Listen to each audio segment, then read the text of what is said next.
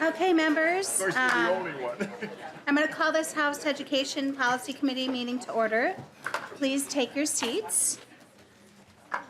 And let's see here. I have the minutes of Friday, March 1st in front of us. Has anybody had a chance to take a look at them? Representative Hewitt. Madam Chair, I'd like to move the minutes of February 25th. Thank you. Representative Hewitt moves moves the minutes for Friday, March 1st. Madam Chair? Oh, I see a technical correction, yes. Thank you. Thank you, Representative Kalpar.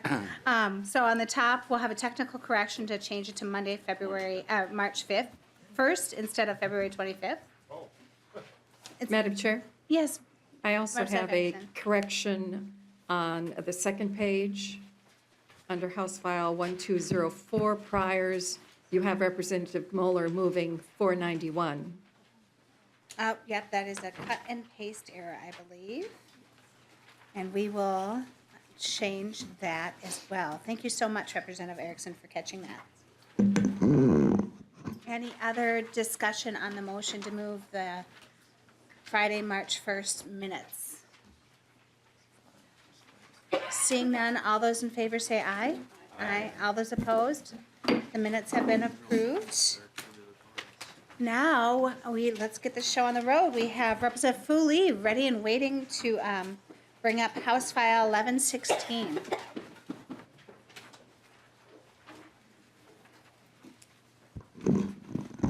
All right. I'll move House File 1116 before the committee. It's my intention to lay this over for possible inclusion in the omnibus bill. Madam Chair, Yes, Representative Erickson. I'd like to raise an objection based on the title, in that the title of this bill says making technical changes, and this is indeed not a technical bill. When you look at the substance of this bill, this is moving or making a substantive change to move community ed teachers to the continuing contract, the right to tenure, and the privilege of seniority. So if you're not going to change the title so that the public knows exactly what this bill is about, I think we're doing a great disservice to the people who want to know what's going on here at the legislature. So I would hope that you're going to change the title of this bill. Otherwise, I'll do a point of order. Okay, Representative Erickson, do you have a suggestion on what we should call it then? Well, you could clarify. You could clarify what you should be doing to this licensure requirement for ABE and ECFE. All right, Representative Erickson, I'm going to turn to nonpartisan staff and see what a suggestion would be. Madam Chair, Representative Erickson, I'm not sure there's a way to change the title if the bill is staying in this committee. If it were to be referred out, then I think it could be amended. But since it's being laid over, I just don't know that there's a way to do it. So, Representative Madam Erickson? Chair, Ms. Para, is there no way to get the reviser to make the change so that the bill is posted correctly? Representative Para, Ms. Para? Madam Chair, Representative Erickson, I don't know if there is. Representative Erickson, I'm wondering, Ms. Para, is there a way to do an oral amendment here? But then you're saying it wouldn't be engrossed because we're not moving it out of the committee. Madam Chair, that's correct. Madam Chair, I'll have a word with the reviser and see what could be done. Thank you. Thank you, Representative Erickson. Representative Lee, would you like to state your name for the record now that the bill's before us and proceed with your testimony? Thank you, Madam Chair. Representative Lee from District 59A. And committee members, thank you for the opportunity to present House File 1116. This is a bill regarding early childhood, family educators, and adult basic educators, and is proposed to address the inequities that our early childhood, family education, and adult basic education teachers face. These educators are required to be fully licensed, but they do not have access to the same protections as traditional K-12 teachers. The change fixes this inequity and changes the law so that these invaluable ECFE and ABE educators are covered under the continuing contract law and Teacher Tenure Act. So what does this mean? These employees will get more predictable notice of planned layoffs and will be entitled to due process upon proposed termination that all other teachers currently receive. It also enables them to participate in the full complement of activities under the Teacher Development and Evaluation Law. It will not change the current negotiated benefits, scheduling practices, or the individual entitlement to full or part-time position, which were the chief concerns raised by the districts. Additionally, under the new tiered licensing system definitions, these teachers are recognized as fully licensed teachers as their K-12 peers. The most important outcome of this proposal be that these teachers will know that they are respected as the professional that they are. It is time to make sure that these educators are on the same playing field as their peers. And Madam Chair, before I turn it over to my testifier, this is really important for me as we have these discussions around, how do we close the achievement gap, the opportunity gap we have here in the state of Minnesota. We really need to, pay the respect that our teachers who are at the front line, who are, working with our earliest learner, and, really help them be able to provide them the opportunity to, really get out there and work with our families. And so I think that providing this for our teachers are really great for the work that they do for our communities. And I just want to turn it over to my two testifiers. Thank you. Could you please state your name for the record and proceed with your testimony, whoever would like to go first?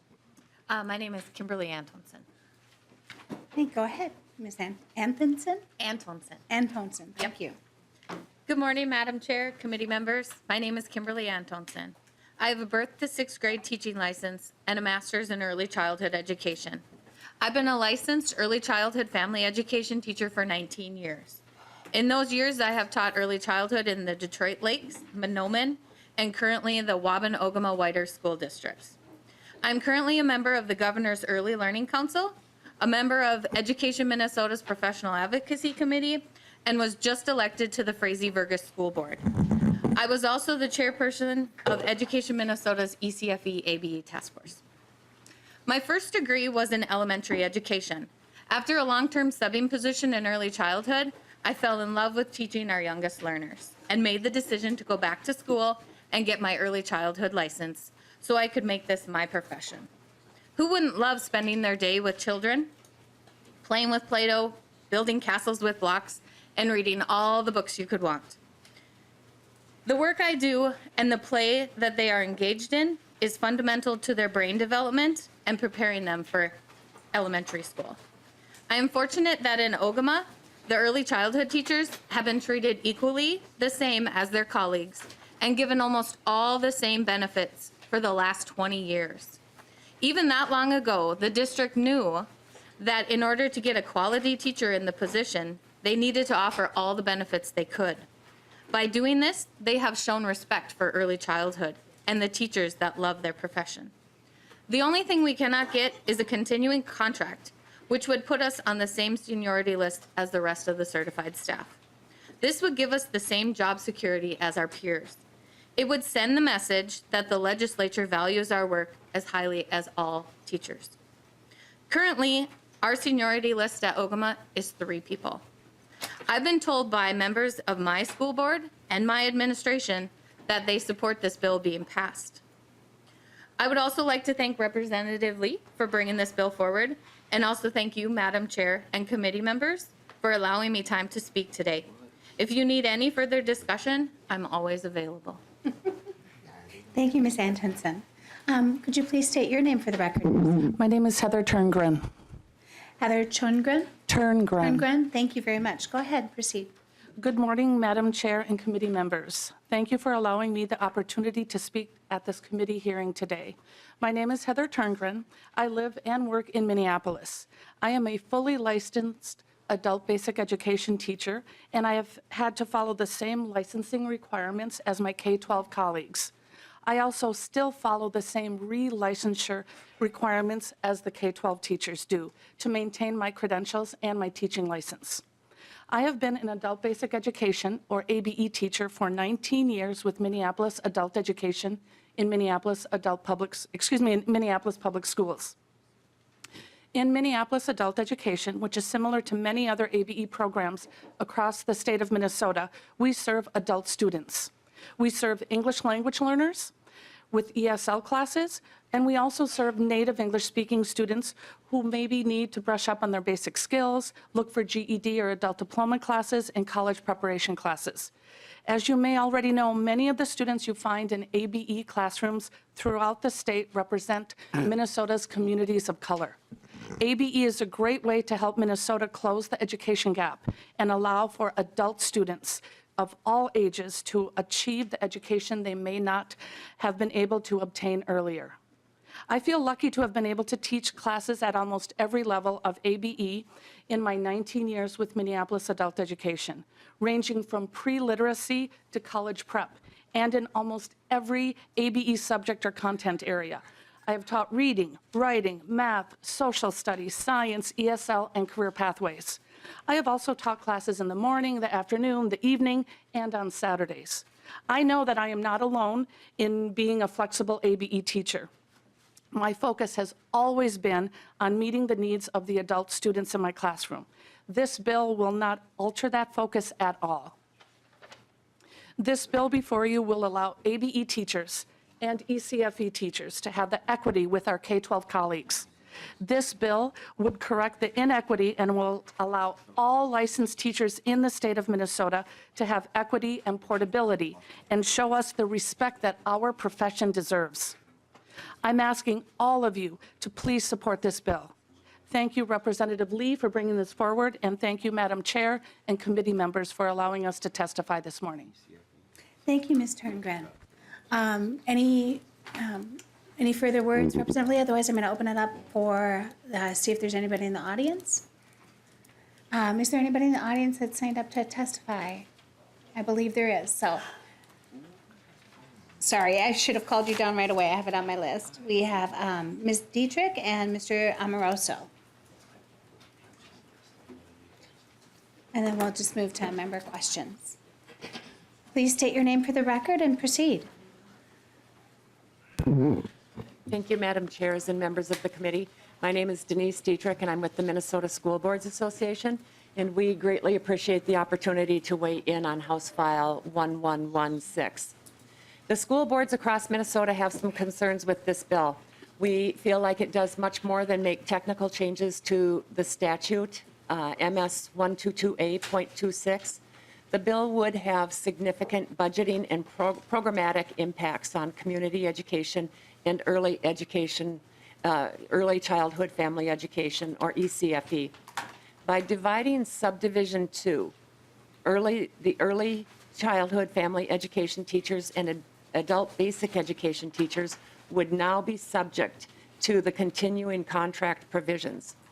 Our concerns, however, stems from the fact that these programs do not have compulsory attendance requirements, which leads to unpredictable enrollment. Without the flexibility that the current statute provides to adjust teaching loads, school districts will be hiring ECFE teachers for the entire school year, regardless of enrollment, and this would most likely increase costs to the school district. Another point to be made is that ECFE students do not generate pupil units for funding purposes as K-12 students do.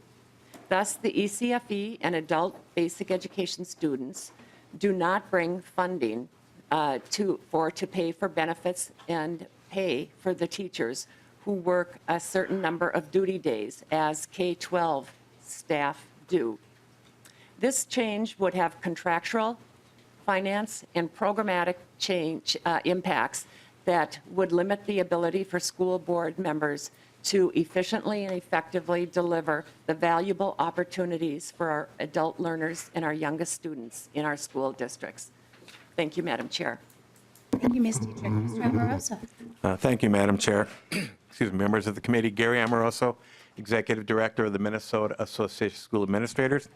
Much of what Ms. Dietrich just shared are also the concerns we have. I'd just like to put a couple of examples out for your consideration. But also like to say that this in no way is a conversation about not valuing our ECF teachers, our community ed teachers. That is not the point. The point is, if we're going to have the conversation, we ask you to consider that there are potential fiscal impacts and potentially impacts on the other members of our system, our other teachers. By example, if all of these staff were to be involved with the seniority process, districts would have an option and an opportunity that they would have to abide by as you get to the spring of the year when you're doing your budgeting. If you're not sure how many kids are going to be coming into your system in the early childhood programs, you're going to do one of two things. Either you're going to protect the financial aspect of the system and probably issue more layoff notices because you're not sure of how many people you're going to have coming in. And if you issue more layoff notices and it's all done by seniority, you're not only going to be potentially impacting the teachers within these programs, but if it's in the seniority list of the entire district and they are and they have more than one license, they then have an opportunity to bump someone else out of their current position, and they could be shifted into that position because of how seniority works. So that's something I think that I would at least like you to consider, that this potentially not only has an impact on the staff members that we're talking about, but could have an impact on all of the staff members that we work with within our districts. Secondly, as Ms. Dietrich said, I think you need to consider the fact that there could be a financial impact. And one of the things we've heard as we've seen the governor's budget come out, and as I've heard conversations in the House, is that whatever resources are provided to the districts this year in terms of the general funding formula, we want those resources to go into the classroom. We agree with that 100%. Something of this nature could cause unintended increases in costs, which would actually then take some of the resources that currently are being envisioned for the entire program, and maybe we'd have to shift some of those costs. That's a possibility. That's not a given, but it is a possibility. So I just ask you, as you're having the conversation about this bill, that you look at the potential, and they may be unintended consequences, but yet consequences of this passing. With that, I thank you, Madam Chair. Thank you, Mr. Amoroso. Is there anyone else in the audience that would wish to testify for or against this bill?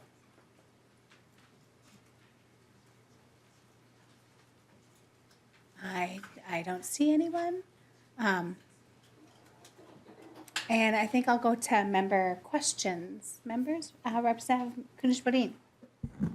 Thank you, Madam Chair. This question is for Mr. Amoroso.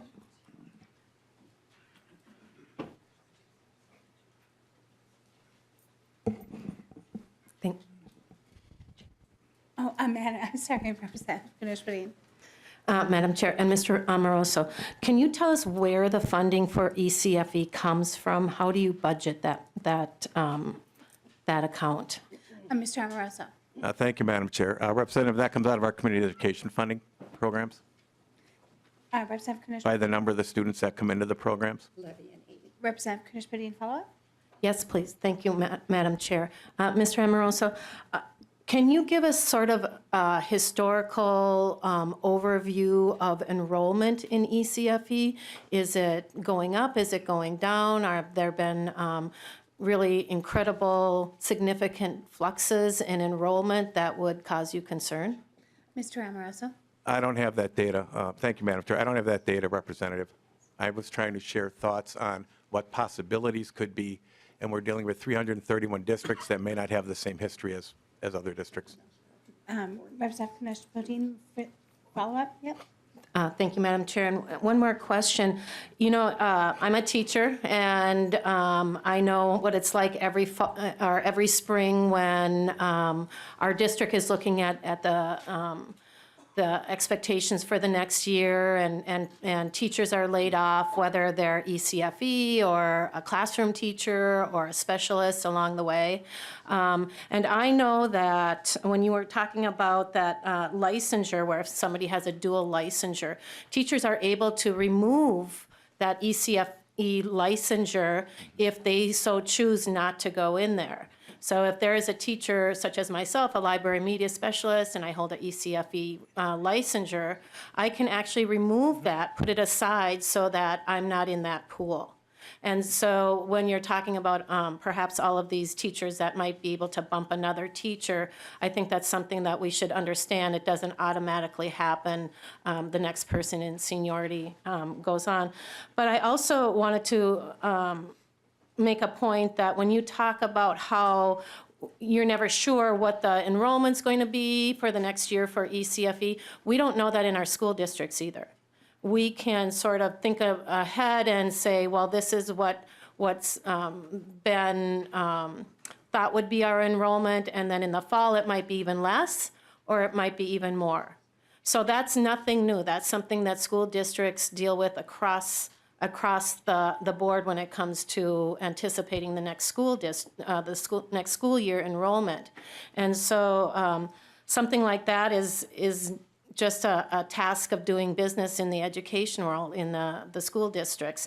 And so I think that's something that maybe isn't really as problematic as you make it out to be, because that's what schools do in every way. Yep. Representative Gruenhagen, then I also have. Madam Chair, may I respond to that? Of course, I'm so sorry, Mr. Amoroso, go ahead. Thank you, Madam Chair. What Representative says is true. There are no givens, but I will share in 15 years as superintendent, our projections for our, what I'll call the K-12 programs were pretty spot on. We bring professionals in, we do historical work, and we get those projections. Are they exact? You're absolutely correct. They are not exact, but they're pretty spot on. And when we have questions, we would usually be conservative, and that would cause us to have to do the layoff piece. And I hear what you're saying. The worst part of my budgeting process as a superintendent was having to notify people that they were being issued a layoff notice. That's not something anybody enjoys doing. But you're also responsible, when you're the superintendent and the board, of making sure that you're protecting the district financially as best you can for things that happen. And so while we're not perfect at it, I think we were pretty good with K-12. And I don't think when you're talking about the early childhood programs, we had that kind of data. And maybe we didn't do a good job with it, but we did not have that kind of data for the early childhood programs. Thank you, Mr. Amoroso. Representative Gruenhagen. Oh, thank you, Madam Chair. Yeah, when I was on the school board, the 6 years I was chief negotiator for both the certified staff and ECFE. And I do support keeping them separate for the reasons that were shared by the MSBA testifier and also the administration. It just worked good, and there is some cost shifting by including it in there, and it's always a struggle to meet your commitments at the K-12 level. And so I would encourage this bill to be opposed, because I think the current system works well under the current formula. And I won't repeat the comments they made, but I agree with them pretty much 100%. Thank you, Madam Chair. Thank you, Representative Gruenhagen. Representative Erickson, you were on the list too. Thank you, Madam Chair. Representative Lee, do ABE and ECFE have the right to collectively bargain like the K-12 system? Representative Lee. Madam Chair, I have professionals here that could actually answer that question better than I am. Please state your name for the record and proceed. Hi, my name is Meg Luger-Nicolai. I'm an attorney with Education Minnesota. And thank you, Madam Chair and Representative Erickson. They are in the same bargaining unit as K-12 teachers. Okay, thank you, Ms. Nicolai, thank you. Representative Erickson, did you have a follow-up? Yeah, thank you, Madam Chair. Ms. Para, I know Mr. Strom's not here, but could you explain to the committee how community ed is funded, or do we have to wait for Mr. Strom to return? Because it's aid and levy, and it's a little complicated, but a fund transfer would have to be made if these costs are going to be covered, if there's a continuing contract, I would suspect. So can you comment any at all, or should we wait for Mr. Strom? Ms. Para? Madam Chair, Representative Erickson, I think we should wait for Mr. Strom. We can come back to you. Representative Baker? I think, Madam Chair, I think Representative Erickson kind of tried to ask it. I was going to ask kind of the same direction. Maybe I can wait for Mr. Strom as well to attend a question on funding. Thank you. Thank you. Representative Hassan? Thank you, Madam Chair. I was going to ask a question to Mr. I can't remember. Amoroso? Yes. Why don't you go ahead and ask the question as he's coming on down? I was just going to ask, when we talk about ECFE education, we're talking about kids that are like 3 and 4-year-olds, right? Mr. Amoroso? Yes. And Madam Chair, Representative Mr. Amorosa, these are the most critical years for our children. This is, if we have to invest in education, this is where it starts. And if your parent does not have the resources and the funds to invest in your education in these early years, then you already start kindergarten behind, correct? Mr. Amoroso? Mr. Strahm. I'm not an expert in that area, but I would agree. And I'd also share that I said early in my comments that this is not a conversation from our perspective about the value of our staff or our programs. What I was trying to do, and what I will continue to do, is just ask you to consider the fiscal impacts and the actual impacts of implementation when it comes to seniority of these processes. I in no way, shape, manner, or form have said anything negatively and would never say anything negatively about programming for our youngest learners or our staff. That was not what we talked about. Thank you, Mr. Amoroso. Madam Chair, Representative one more Hassan, follow-up? Thank you, Madam Chair. Mr. Amorosa, when we put dollars on kids' future, then we are talking about value. So for me sitting here listening to someone testify that they have concerns about, having the same contract as teachers who teach ECFE and teachers who teach K through 12, for me, that is a value. Somebody is putting a value on which education is more important and which kids should get more education. So I'm very disappointed, and I'm sorry that I don't agree with you. This is the most critical age for kids. Their brain is growing, and we need to invest more money, if nothing else, in this part of education. And we know that we have the worst opportunity gap in the whole nation, so we shouldn't even be having this conversation. Thank you. Thank you. Mr. Amoroso, while you're up here, I have a quick question too, just to clarify what, so I can remember right. Are ECSE teachers underneath, are not included in this? They're included in the K through 12 teacher contract? Madam Chair, I'm not sure. I'm seeing nodding heads, so if somebody could come up and answer my question, that would be. Madam Chair, could I also Yeah. make a response? Oh, yes. I was Mr. Amoroso, go spoken to. ahead. Want to make a quick response to Ms. Hassan? And then part of my other question too is, those aren't required enrollees either, so ECSE that is. So we'll follow that up. So one quick response to Ms. Very Hassan. We quick, don't want to Madam go Chair. like a tennis match here today. No, I don't want it to be a tennis match, Madam Chair. Okay, thank you. If we're talking about policy, that's one thing, and you are correct, ma'am, that when we talk about resources, that's another point. And all I would ask to consider is that if we're talking about resources, then the conversation be about resources, and we talk about, are we going to increase the resources to the school districts, or the school districts going to have to take the resources out of existing funds? Which, if it's out of existing funds, I don't believe that's in the best interest of any of our children in our school systems. Thank you, Mr. Amoroso. And Ms.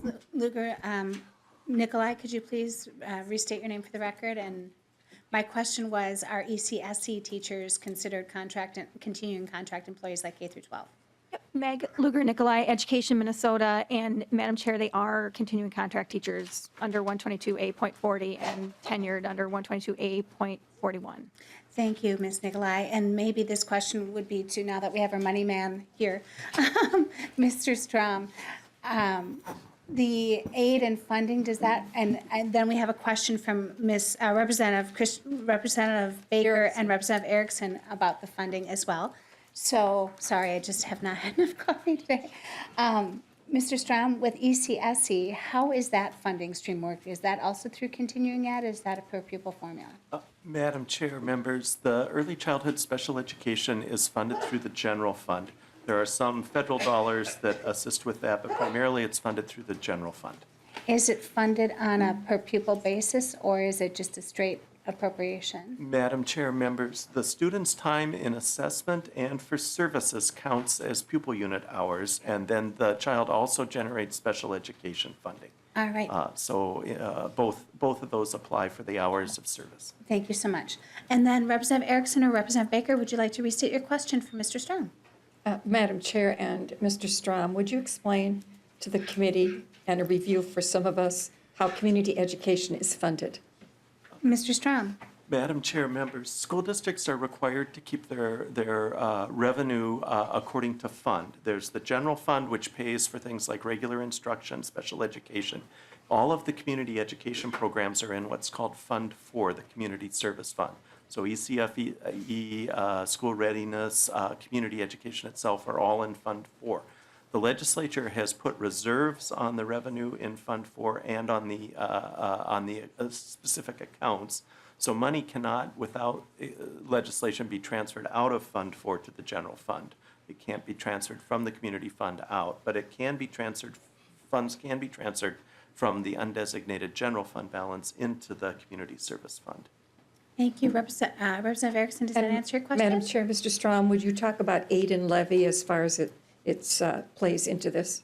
Mr. Strom? Madam Chair, members, there are a couple of primary formulas in the community education area. The largest of those is I believe, is the ECFE fund currently. That's a mix of aid and levy. The community education revenue is almost entirely through the local levy and is supplemented fairly substantially in most districts by fees for services. So community ed is fees for services. ECFE is a mix of aid and levy. School readiness is currently an all-aid program. Representative Erickson, Thank any you, more Madam Chair. follow-up? Representative Baker, did you have any further questions? Yes, Madam Chair, to Mr. Strom. Again, new guy on the committee. So you're talking about levies and different things. I kind of know numbers with a per pupil student on average in K-12 was give or take $9,500. Is there a number like that for the ECFE or the adult basic education that I can kind of compare to? Is there a general number per pupil that relates to that? Mr. Strom? Madam Chair, Representative Baker, we could add up the total revenue in that fund and divide it by the pupil count. The funding formulas are each a little different in the community education area. So the ECFE formula is based on the number of kids age 0 to 5. The community education formula is actually based on the per capita population, all of the residents of the school district, not just school children. The ABE formula is about a 5-step formula that's primarily based on the hours of service provided to adult learners. So each of those are different, but we'd be glad I can look up the total revenue in that fund and divide by a pupil count and give you a relative amount if that would be helpful to you. And just a quick Representative follow-up, Baker? Madam Chair. And so with that, and I've been in these classrooms before, the early childhood and the adult basic, the teachers are awesome, and they do a great job teaching. For example, in Wilmer, Somali Americans are learning how to speak English. It's an amazing adult education, the GED classes. How many hours do they work compared to, again, our K-12 teachers? Are they about the same, or are they usually less? I think I'm hearing there's a variance there, or they're different, Mr. Strom. Madam Chair, Representative Baker, I don't know on the hours on the witness may know. I am not aware of what the contract differences look like for ECFE or adult basic teachers compared to those of regular classroom teachers. Thank you, Representative Baker. Thank you, Mr. Strom. I've got Representative Erdahl, Wozlawik, and then Christensen, then I think we're going to move on. Thank you, Madam Chair. Just a quick comment. First of all, ECFE, adult education, very, very important programs in our school systems. And I just want to clarify that I don't think that there's any intent to make any reductions in funding to any of that.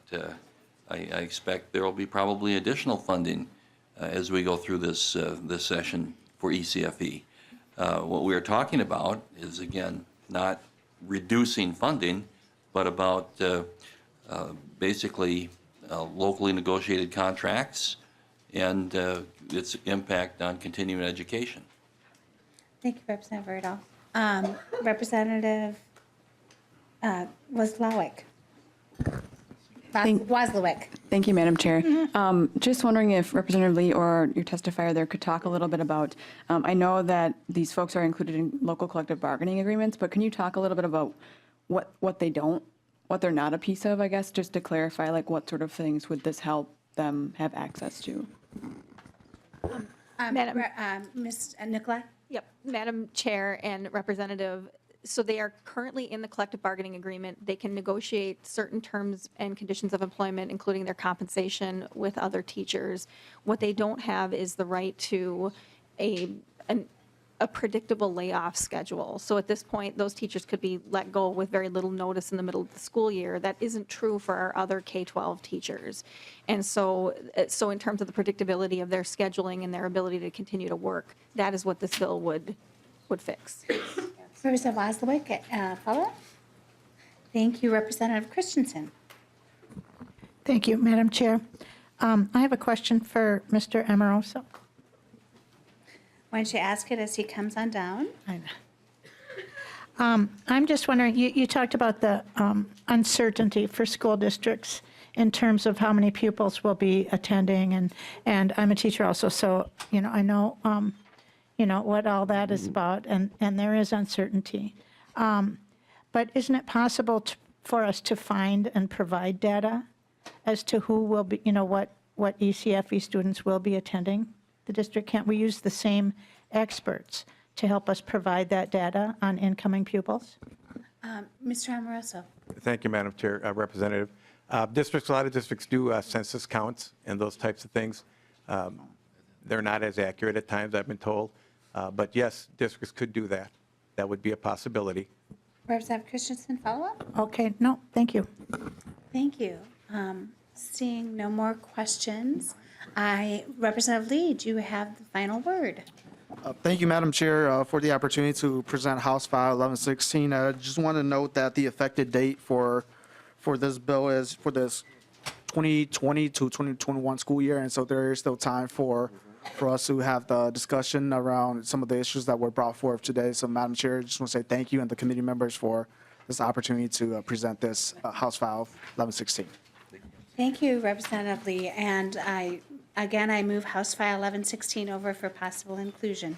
Now I'm going to move that testimony over to, or the gavel over to Representative Kunesh-Podein to present my two bills.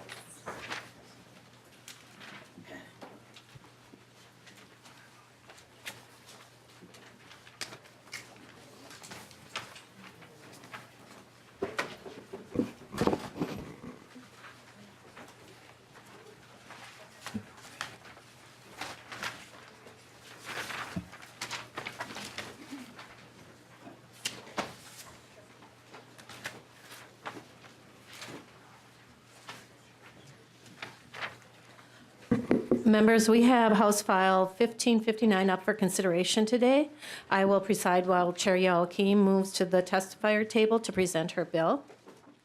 And Chair Youakim, would you like to move your bill to get it before the committee? Thank you, Madam Chair and members. I'd like to move House File 1559 before committee today for consideration, and then on to Ways and Means where it'll head to Education Finance. So moved. We have the bill before us. Chair Youakim, what is your intent for this bill?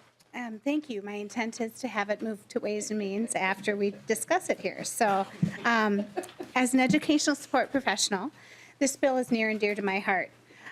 House File 1559 requires that education support professionals, ESPs, also known as paraprofessionals, are given 16 hours of paid professional development or training per year. The bill has an appropriation to pay for this, and I've asked for a fiscal note. That will be worked out as it moves along. And there's also a requirement that ESPs who work with individual students with disabilities be given paid time to review a student's IEP and time to consider and collaborate with the student, with the teacher about the student. Many of these requirements are already happening in our schools. Many of the training, this bill would just allow not only to make sure the training's happening everywhere, but also to make sure that the schools have the funding to do it. During this session, our committee has heard from teachers, parents, administrators, and school board members on how important trained and qualified support specialists are for our schools and for our students.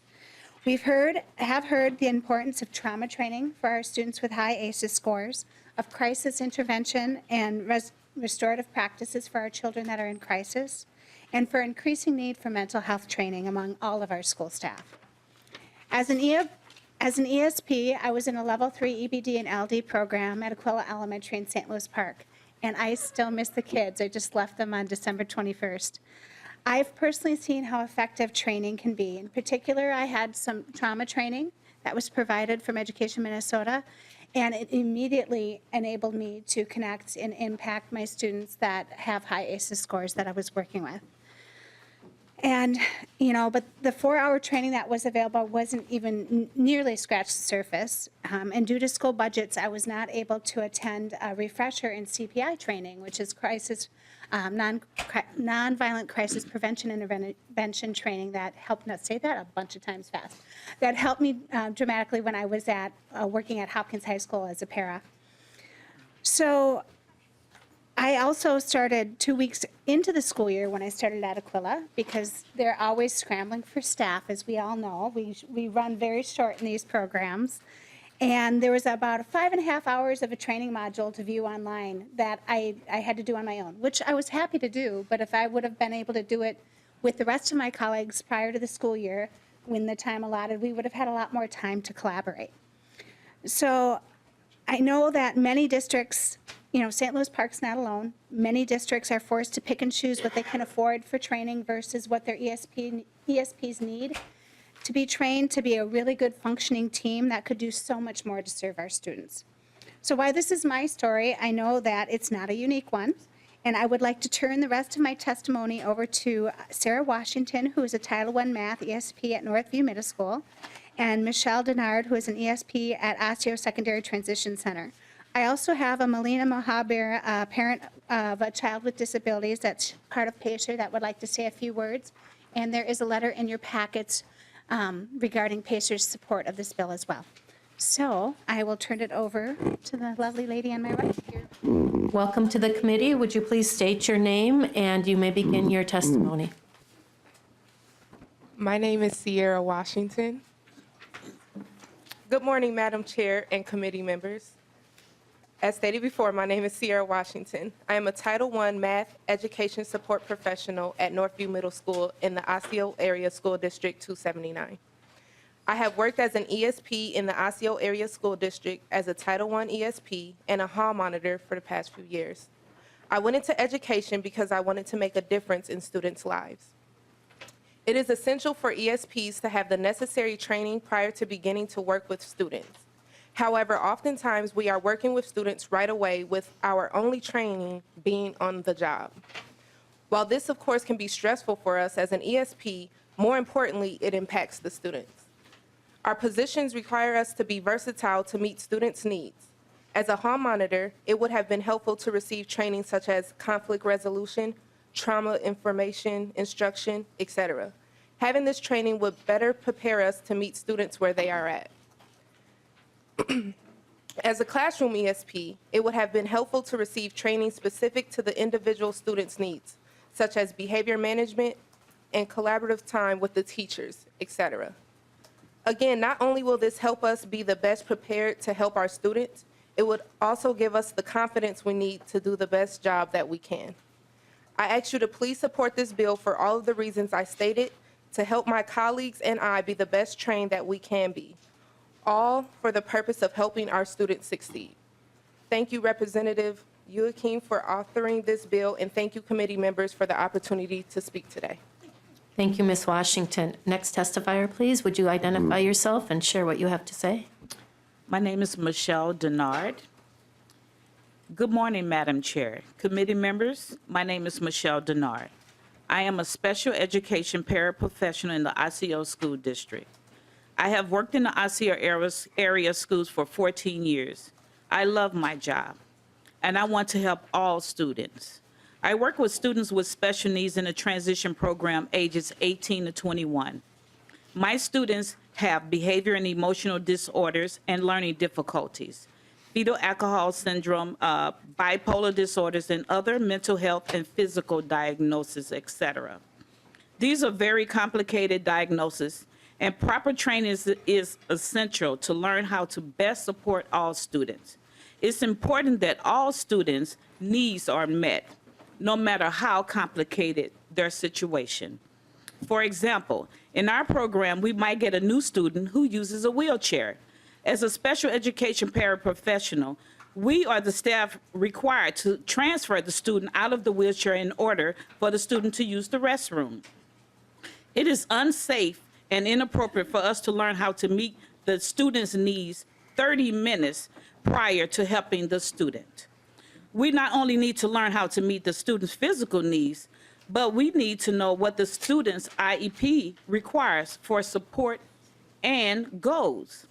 Without time set aside for this important learning, we do not have a chance to do this. We might also get a student whose behavior escalates suddenly. We need to know the triggers that causes the student to escalate and what to do to help the student calm down or de-escalate. Teaming up with the teachers or case managers to learn techniques will help us greatly. Most importantly, it will help the student to be successful. Right now, we're not given this essential time to collaborate with the teachers at all. On behalf of all Minnesota ESPs, I ask you to please support this bill so we can have proper tools we need to help all students. Thank you, Representative Youakim, and thank you, committee. Thank you, Ms. Denard. Did you say there's one more testifier? I believe I have Ms. Mohabir, and I'm probably saying your name wrong. Thank you. Why don't you go ahead and pull the chair up?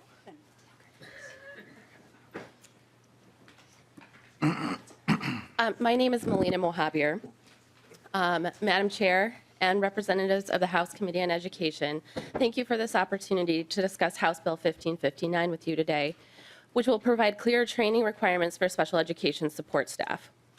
I am the parent of an adult child and a teenager with disabilities. 3 years ago, I joined my school district special education advisory council, and for a little more than 2 years, I've worked as a parent advocate at Pacer Center, specializing in children's mental health and emotional or behavioral disorders. Last summer, I was also honored to accept an appointment at the State Special Education Advisory Panel. I also happen to be the daughter of a retired special education teacher. And because of that, I've been surrounded by people who have dedicated themselves to educating children and young adults. All of these roles, personal and professional, have given me the opportunity to speak to and work closely with parents who have children with disabilities, as well as educators and other professionals who work with special needs children and youth across the state of Minnesota. What I know from these conversations is that paraprofessionals play an extremely important role in the education of students with disabilities. Paras not only provide academic support, but they're often tasked with helping a child to regulate their emotions and use appropriate and expected behaviors at school. Their support can have a tremendous impact on the success of a child at school. Pacer Center and the Coalition for Children with Disabilities supported legislation in Minnesota, which is now law, that requires paraprofessionals to be trained in the specific disability of students they work with and provide them paid hours for that training. Passing this law was an important step towards securing quality support for children with disabilities. The bill now being considered would ensure that paras will be given paid time to review an IEP for the students they work with, and time to confer with teachers about their students' educational plan.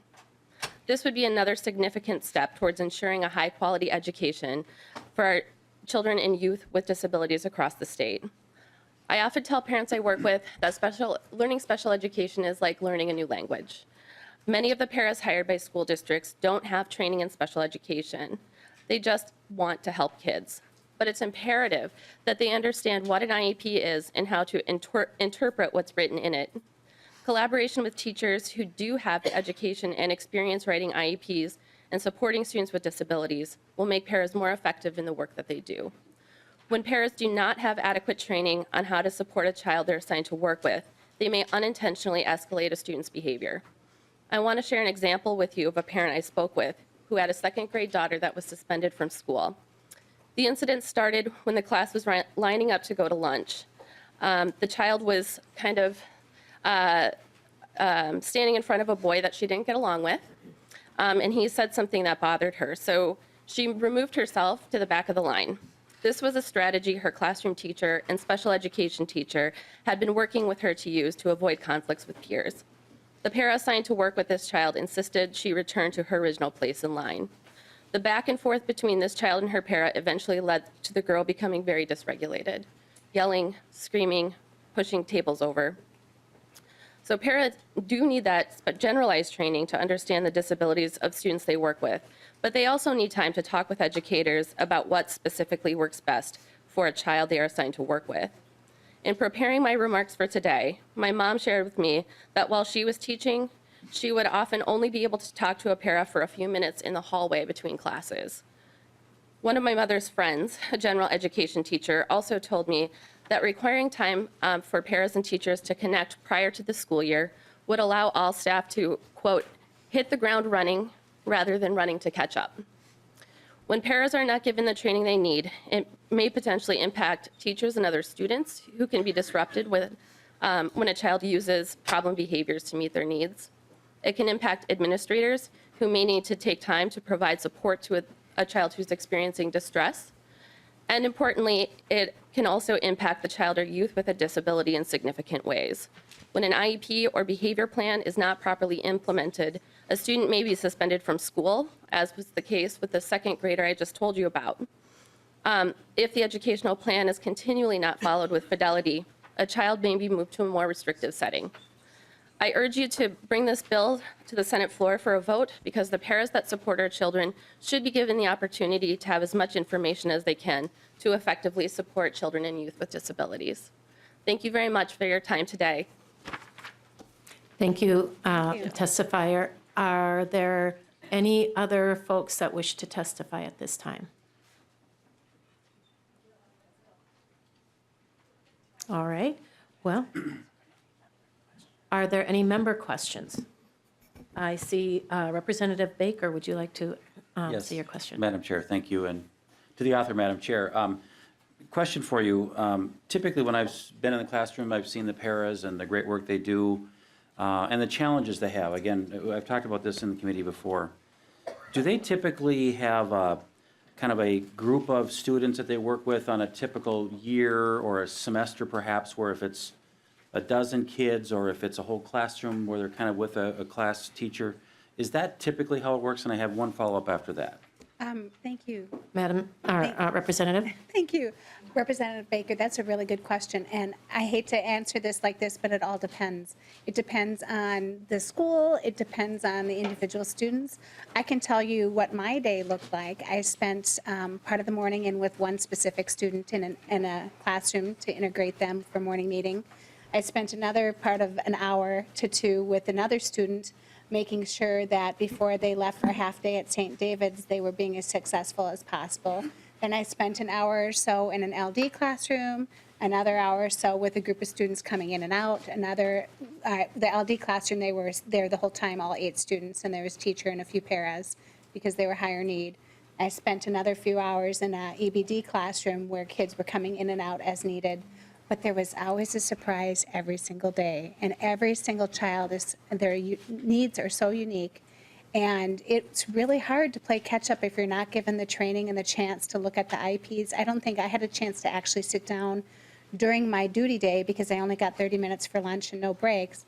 Because we didn't have the coverage during my duty day to even look over the IEPs until almost a month in. So it can really be dramatically different. And Madam Chair. Representative Baker. So with that, paras don't get any training ahead of the school year when the batch of kids are coming in? Am I getting that? That's what I'm hearing? Representative. Once again, Representative Baker, it really depends on the school district. When I worked at Hopkins High School, I was lucky to receive CPI training before my years started, but that's because I was hired before school started.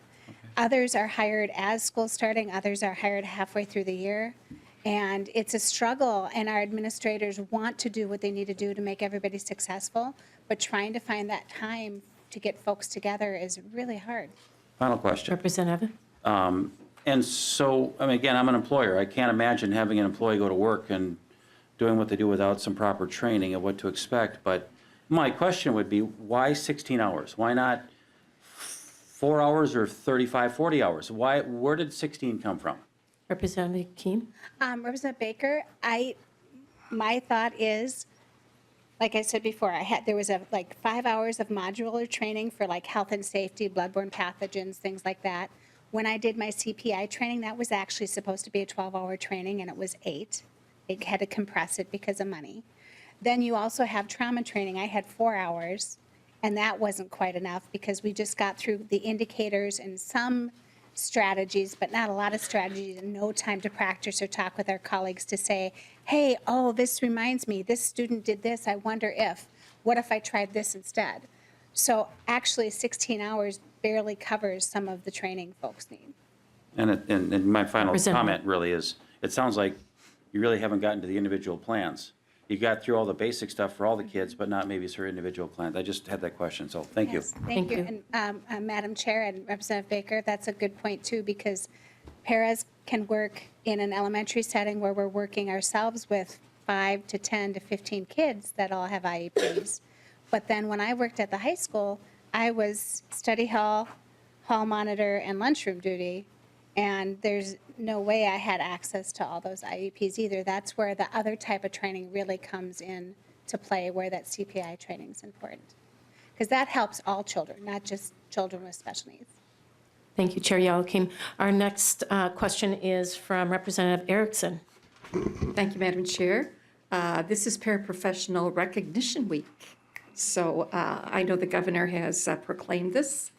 We have over 20,000 paraprofessionals working in our state who make sure every day that our children have the education they need to succeed. So thank you to Representative Youakim and all those who work as paras. I just wanted to note that. My question, Madam Chair and Representative Youakim, I was looking at 120B.363, which is the credential for education paraprofessionals. And subdivision 3 notes that within the first 60 days of supervising or working with students, a district must provide each paraprofessional with initial training in emergency procedures, confidentiality, vulnerability, reporting obligations, discipline policies, roles and responsibilities, and a building orientation. Are you suggesting that's not being done? Representative. Representative Erickson, that's a good question too, and I have the statute in front of me as well. That is actually part of the training of those modules I was talking about that we viewed. So that stuff is there, and most of that stuff is available online and in pamphlet form that you are given. So I was given that. This training talks more about what we need to help with kids that have high ACEs scores, the trauma training, the crisis prevention intervention training that helps with all students in the building.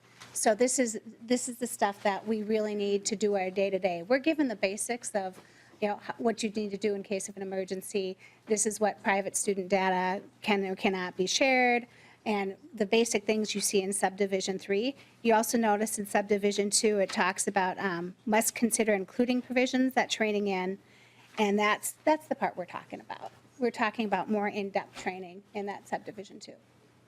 Madam Representative Erickson. Yes, and Representative Youakim, you're so right on the importance of paraprofessionals understanding that. So my last question is then, do you have access to what I found was a statewide paraprofessional consortium? Is that where you go for your online training? Is that still available? Because I think it was a little older under the Palenti administration. I think we created that, but is that still available to you? Chair Youakim. Madam Chair, Representative Erickson, that's a good question. I've been working as a para for 3 years and I've not heard of it, so I'm not quite sure. I would have to turn to maybe phone a friend if anybody is, if that's still accessible, but no, I had not heard of it. Thank you. Thank you. Thank you, Madam Chair. All right, Representative Christensen, you had a question. Yes, thank you, Madam Chair. First of all, I'd like to say I'm wholeheartedly with you on this bill. It's long overdue, and it's really time. I encourage any member of the audience or to go and spend a day in a special education classroom and really look at the role of paraprofessionals and how important and how integral to everything working smoothly. After I retired from teaching, I subbed a lot in special ed classrooms, and it is so important to be able to learn the individual needs of students, and especially in a special education classroom. So I think that's where this moves us a little beyond just this is how you treat someone with trauma, et cetera, where it's individual. It's perhaps this student needs to sit under the cafeteria table when he eats his lunch. This person likes to swoop things off of horizontal surfaces. Each student is so individual, and so that's where the IEP comes in, and that's where the training for paraprofessionals is so important.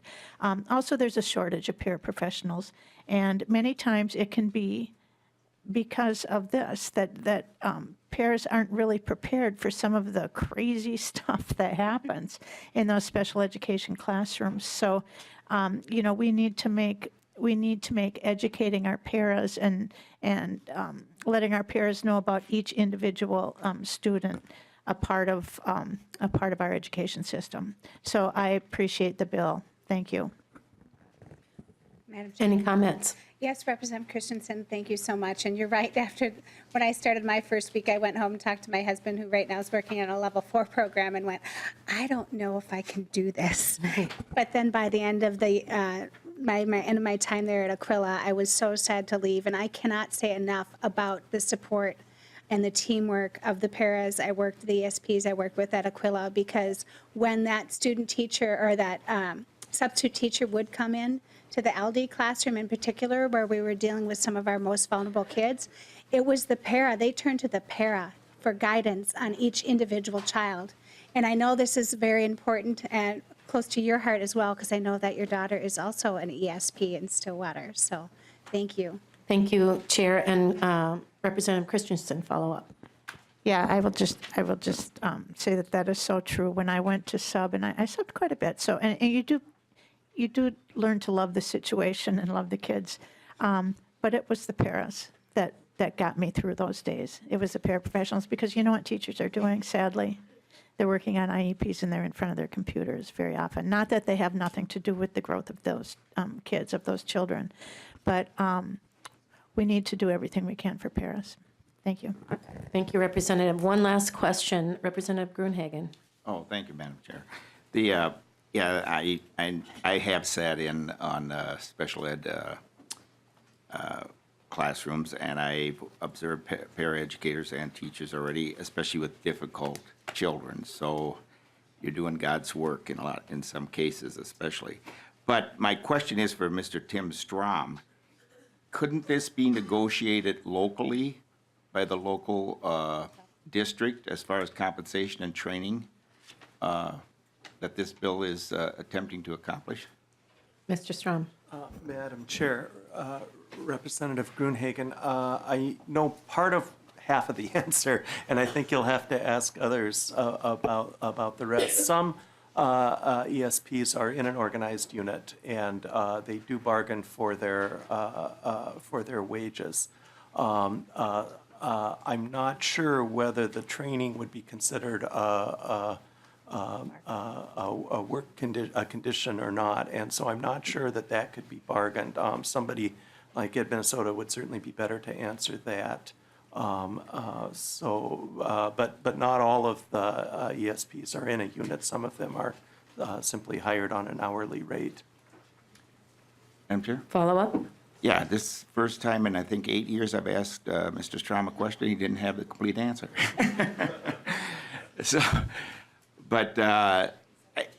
I think you can negotiate this locally, and I'm reluctant to do one size fits all for our school districts, and I like local control. Of course, having been a school board member for quite a few years. How many?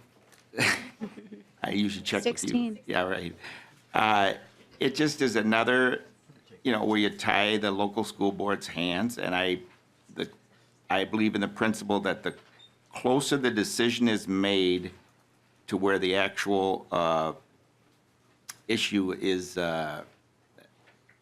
being addressed, the better decision you make, rather than up here at the state just passing that. That's the caution I have about that. Thank you, Madam Chair. Thank you, Representative. Chair Youakim, would you like to respond? Yes, Madam Madam Chair, thank you. And no, not all ESPs are under a bargaining unit, so that would be really hard to do. Plus, the point of this bill is to make sure that there's some stable groundwork laid for the base of what paras should be getting for training to make sure when they're working with our most vulnerable kids, they have the tools that they need. And it includes money in, which I'm sure the school districts would be happy to see, to help them pay for this because they want to do this training. They do. They want to make sure that everybody has the tools they need to work with these kids. ESPs are the folks in our, and they struggle to find the money to do it. I want to do a quick follow-up and just say thank you to Ms. Washington and Ms. Denard and Ms. Mahaber for being here today. ESPs are the folks in our schools that transport our children to and from school. They provide the most direct services to our students with disabilities and special needs. They prepare the cafeteria meals that nourish our children. They're the reasons why our hallways are mopped, our trash bins are emptied, schedules are printed, supplies are ordered, recess is kept safe, and buildings are repaired. We trust ESPs with a very important caretaking tasks they need, the professional development to be successful in those careers. And they have made their careers. And we owe them at least a chance, just a chance to receive that training. And we owe the school districts the money to enable to do that. So you've heard testimony today about how important this all is. And I sit here before you with personal experience of how valuable this training can be. And I ask for your support for this bill. Thank you, Chair Youakim. I renew your motion that House File 1559 be referred to Ways and Means. Is there any other discussion? Hearing none, those in favor of the motion say aye. Aye. Those opposed? The motion prevails. House File 1559 is referred to Ways and Means. All right, our next bill up is again with our Chair Youakim. Members, we have House File 1415 up for consideration today. Chair Youakim, would you like to move your bill and get it before the committee, please? Thank you. I would like to move House File 1415 before the committee today for consideration and on to government operations. There are 3 amendments in your packets. I would like to move Amendment 2, which is actually the combination of the other 2 amendments that were posted. So I'd like to move the A2 Authors Amendment. Chair Youakim moves the A2 amendment. Please speak to your amendment. The amendment helps get the bill in the right shape. And I have testifiers here to help us walk through what the bill will look like once it's amended. Okay, Chair Youakim has moved the A2 amendment. Is there any further discussion? Hearing none, those in favor say aye. Aye. Opposed? The motion prevails. The amendment is adopted. Chair Youakim, this bill is now in shape as you intend, and we can proceed. Please explain your bill. Thank you. A little background. In 2017, the legislature passed a bill combining the services provided by the Board of Teaching and the Minnesota Department Education Educators Licensing Division into one entity that we refer to now as Professional Educator Licensing and Standards Boards, or PALSB, which we'll say a lot today as short. This board was charged with implementing a new tiered licensure system, among other things.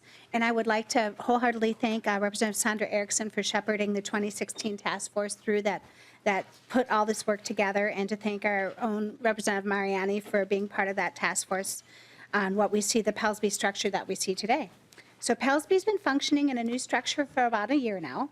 And with all new things, sometimes they need a few little tweaks after they've been running for a while. So what you'll see in this bill is the practical changes that reflect that in House File 1415 as amended today. With me, I have Michelle Hirschvat from PALSB's rulemaking. She's a specialist there, and Jim McClowich, who's a PALSB board member that will walk through the bill, as well as Alec Louisi, the executive director of PALSB, here for any further questions. So I would like to turn it over to my testifiers. Thank you, Chair. Testifiers, please identify yourself and begin your testimony. Thank you, Madam Chair. First of all, we'd like to thank Madam Chair, Representative Youakim, for bringing this bill forward. We want to walk through section by section. There are 3 of us, and we're going to trade off a little bit to make it exciting for all of you, not just to hear one of us the whole time. We have sort of 3 sections. There's pieces that are technical in nature, so Michelle Hirschvat will discuss those pieces. Elements that discuss board composition, so Jim McClousich, a board member, will discuss those. And then there's just a few that would impact policy, so I will discuss those at the end. Hello, Michelle Hirschbach, Pelsby. I am going to begin on section 1, which is on page 1. And this change ensures that all licensed teachers that are working under permission, such as an out-of-field permission or an innovative program permission, still fall under the definition of a teacher as set forth in 122A.06. Jumping to section 2, which is another change to a definition, this change adds licensure area to the definition of field, which aligns how the term field is used in other places in both statute and rule. For sections 3 and 4, which straddle 2 pages, the bill clarifies the definitions of both teacher preparation program and teacher preparation program provider, which are currently conflated. I am going to jump all the way to section 8, which is on page 4.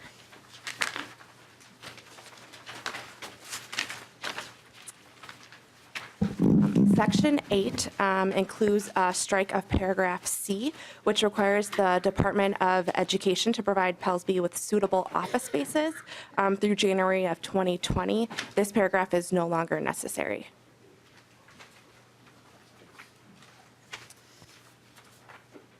Now for section 10.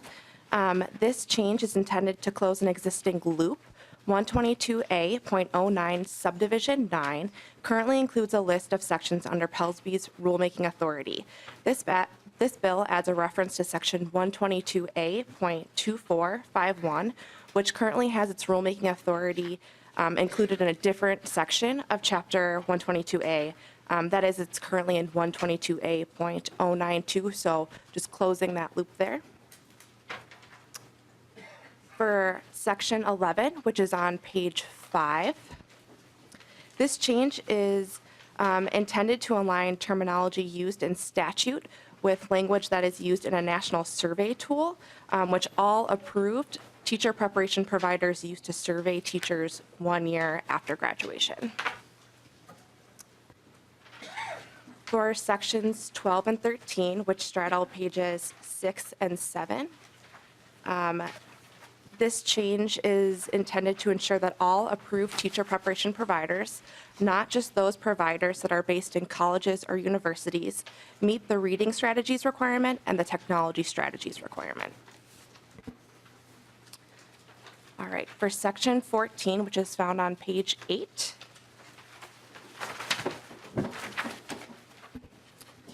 the bill strikes paragraph B. All licenses were in fact extended by a year, so this paragraph is no longer necessary. I am going to jump past sections 15 and 17 and wait until the end. Those are both addressed in the amendment. So jumping to section 16, which is also found on page 8. The changes to the temporary military license provision aligns the processing fee for temporary military licenses to the processing fee for all other teaching licenses, which is $57, and that is set forth in 122A.21. I'm also going to skip section 18, which is addressing licensure via portfolio, until the end of this, which is also found in the amendment. So on to section 23, which is found on page 12. This change is intended to ensure that all teacher preparation providers, not just those based in colleges and universities, can provide teacher preparation programs in English as a second language. Okay, so now jumping to sections of the licensure via portfolio sections, which are found in the amendment. And I'll read the line numbers that those changes are found at. So the amendment addresses licensure via portfolio at line 1.21 through 1.22, 2.22 through 2.29, and 3.7 through 3.11. These changes are intended to clarify language to avoid confusion about licensure via portfolio, including repealing language set to go into effect on July 1, 2019, that was enacted during the first special session in 2017 that uses outdated terminology such as 5-year teaching license and educator licensing division. So tightening that language.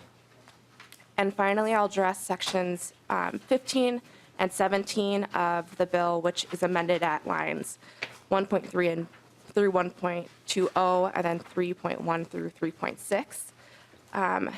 The amendment makes changes to 122A.18 to 1, clearly outline which records must be searched for all first-time license applicants, and 2, provide flexibility in the manner in which the background checks are conducted, therefore allowing PELSB to work with other state agencies that run background checks to the BCA.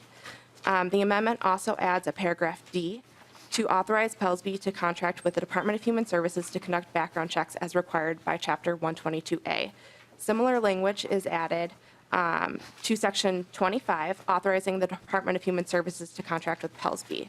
The Department of Human Services runs background checks for a number of other state agencies and has recommended these provisions be added to both Chapter 122A and 245C to streamline any future collaboration.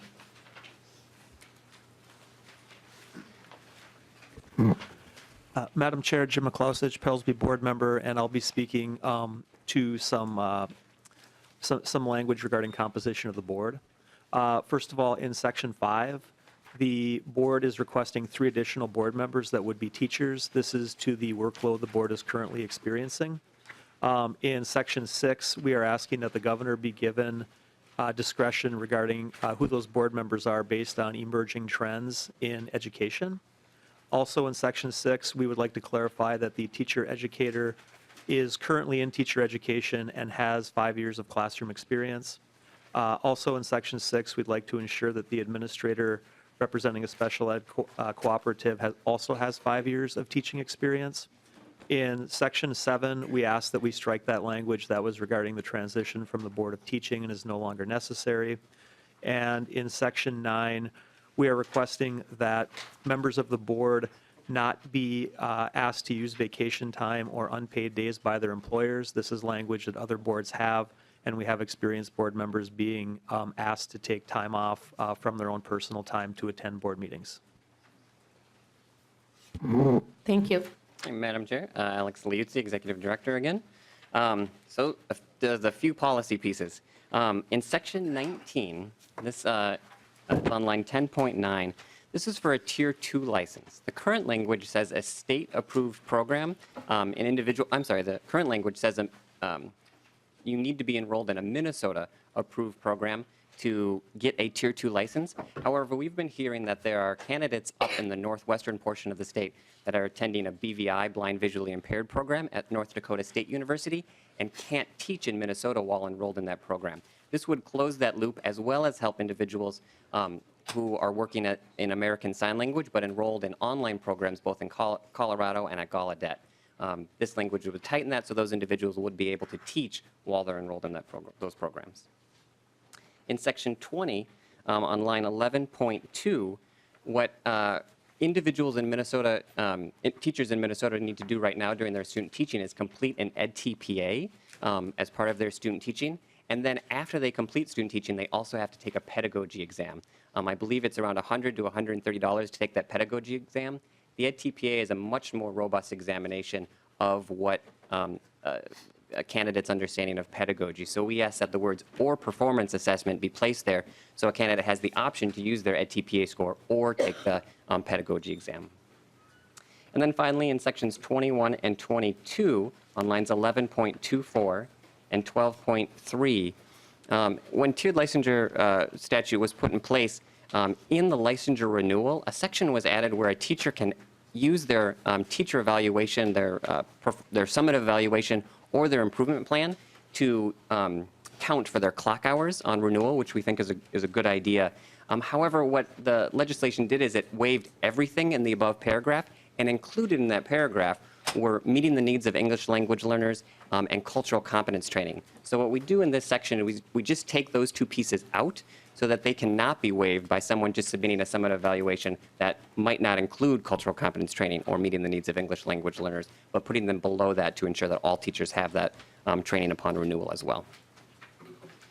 And that is all sections. Well, thank you, testifiers. Are there any questions or anyone in the audience that would like to speak to this? No? Well, members, any members for Chair Youakim? Representative Erdahl, you have your hand up. Yes. Thank you, Madam Chair. And just a question on rulemaking, because it's a subject that comes up frequently, and sometimes we get surprised by it. And when a rule is made, how is it published so that people are aware of what's happened? Madam Chair? Go ahead. Madam Chair, Representative Erdahl, thank you for that question. Do you have a few hours for me to explain the rulemaking process to you? Well, I do, but I don't think the chair does. It's a very extensive process. So we just completed the rulemaking process for tiered licensure, which most of was already codified in statute. And it was a long process, even just taking that language and putting in rule. But it does have extensive meetings with stakeholders and then a required 60-day public comment period. Usually that's extended beyond the 60 days. Then there's a time where another draft is developed after those 60 days, and then another required 30 days of posting after that. Luckily, we have hired a rulemaking specialist, so I don't have to keep track of all the paperwork. Beyond that 60 days and 30 days, there's so many paperwork pieces that need to happen for legislators to be able to see the draft, the governor to be able to approve those drafts, and time between those to have stakeholder meetings. It's really a robust process that is both extremely intensive but extremely supportive of making sure that we have sound rule that stakeholders have buy-in on. Thank you, Mr. Luisi. Is there anybody else that would, follow up? Thank you, Madam Chair. And so just, what I'm concerned about, is there a simple way in the end for the public to access the rule change? Madam Chair? Mr. Luisi. Madam Chair, Representative Erdahl, yes. Through the State Register's website, you can access both any rule drafts that are put forth, and at the Office of Administrative Hearing website, are able to put in public comments and to read what other individuals have done. And all of those links are always on our website for any rulemaking that we do, as well as being able to subscribe to our listserv to find out when we have any meetings about rulemaking. Wonderful, thank you. Any follow-up? Any other questions? Representative Sandell. Thank you, Madam Chair. Would you please describe a little bit about the requirements of a portfolio and maybe compare it to the observations that someone from a teacher training program would make of a teacher in training in their classroom? Mr. Luisi. Madam Chair, Representative Sandell, thank you for that question. So licensure review portfolio was adopted a while back and has gone through some changes during that time, including in our most recent rulemaking endeavor. What a licensure review portfolio is doing is we're a standards-based state. We don't have, you're not required to take courses to become a teacher. You can take courses that meet those standards, but we have a list of standards of effective practice for an initial teacher. There's 125 standards there, and then standards specific for your licensure area. And depending on the licensure area, there's a differing amount of standards. An individual who goes through teacher preparation meets those standards through pre-approved courses and experiences that have already been identified to meet those standards. Someone going through licensure via portfolio has to use their own experience, their own professional development, maybe some courses to evidence how they've met each of those standards. And what we've done through the last rulemaking process was to put together an education panel that then meets with that individual, talks with them about how they met those standards, is able to provide feedback if they feel like some of the standards are not met. So it's very dissimilar. It does not require full teacher preparation program, but it does have a pathway to evidence meeting the same standards that someone that does go through teacher preparation has to meet through their program. Thank you, Madam Chair. All right, next, Representative Erickson. Thank you, Madam Chair. These questions are for Mr. Luisi. Thank you for being here. I think my first question would deal with our House Research Summary for Section 20 says that a candidate for Tier 3 or 4 to meet the pedagogy and content test requirement with a performance assessment. Are you sure that your language then in Section 20 is clear enough to point out that there is the EdTPA or pedagogy test, and then on top of that, there's a content test that's required? Mr. Luisi. Madam Chair, Representative Erickson, thank you for raising this question. We discussed this at a meeting recently, and I have read over it. And clear enough, I think things can always be a little bit clearer. So just for members, the intent here is that the performance assessment only would waive the pedagogy exam, not the content examination. And it almost feels like there might need to be a comma to separate those two pieces out, because it says to pass an examination or performance assessment of general pedagogical knowledge and examinations of licensure field content, specific content. So I would look to nonpartisan staff to make sure that we have the right punctuation in there to make sure that the performance assessment only applies to the pedagogy exam. Thank you, Representative. Thank you, and thank you for that. I have another question about the repeal of the cultural competency from the teacher evaluation. Do you not think that teacher evaluation will reveal how well a teacher addresses her diverse or his diverse learners? Mr. Luisi. Madam Chair, Representative Erickson.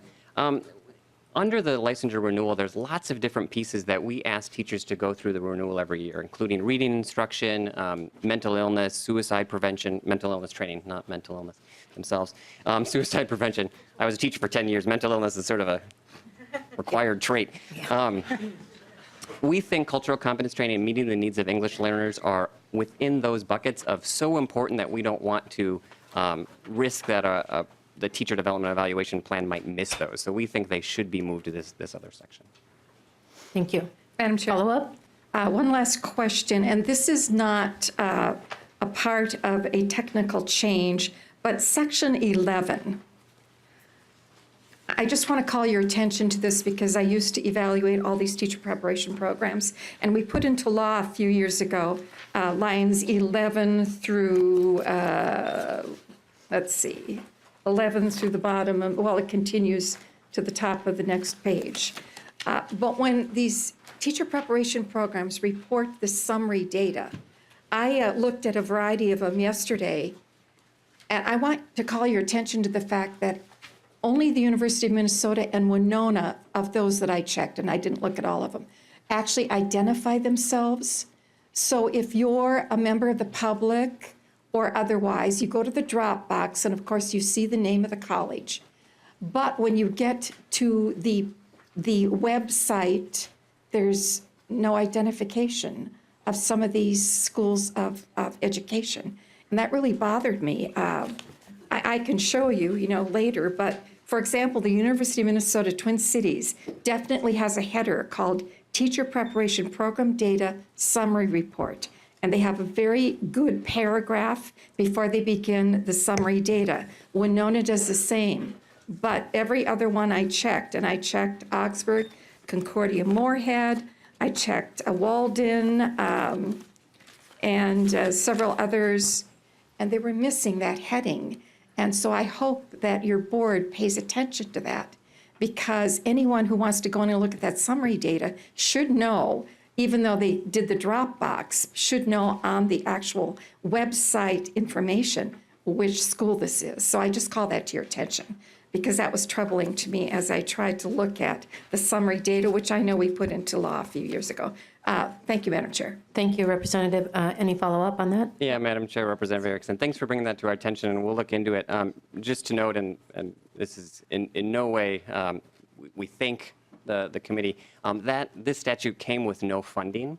So the funding for that online system is still, we're still trying to get it built to its full capacity without funding. We've had to use other aspects of our funds. Thank you, Mr. Luisi. Our next question is from Representative Bennett. Thank you, Madam Chair. Actually, I'll save some time and pass it on here. Representative Erickson asked my question. I was wondering, too, about the repealing that option for demonstrating cultural competency. I do feel that one's very evident, and would maybe ask you to reconsider that part. I can understand suicide training, but anyway, I will let it go because I got my question answered. Thank you. Thank you, Representative. Representative Gruenhagen. Oh, thank you, Madam Chair.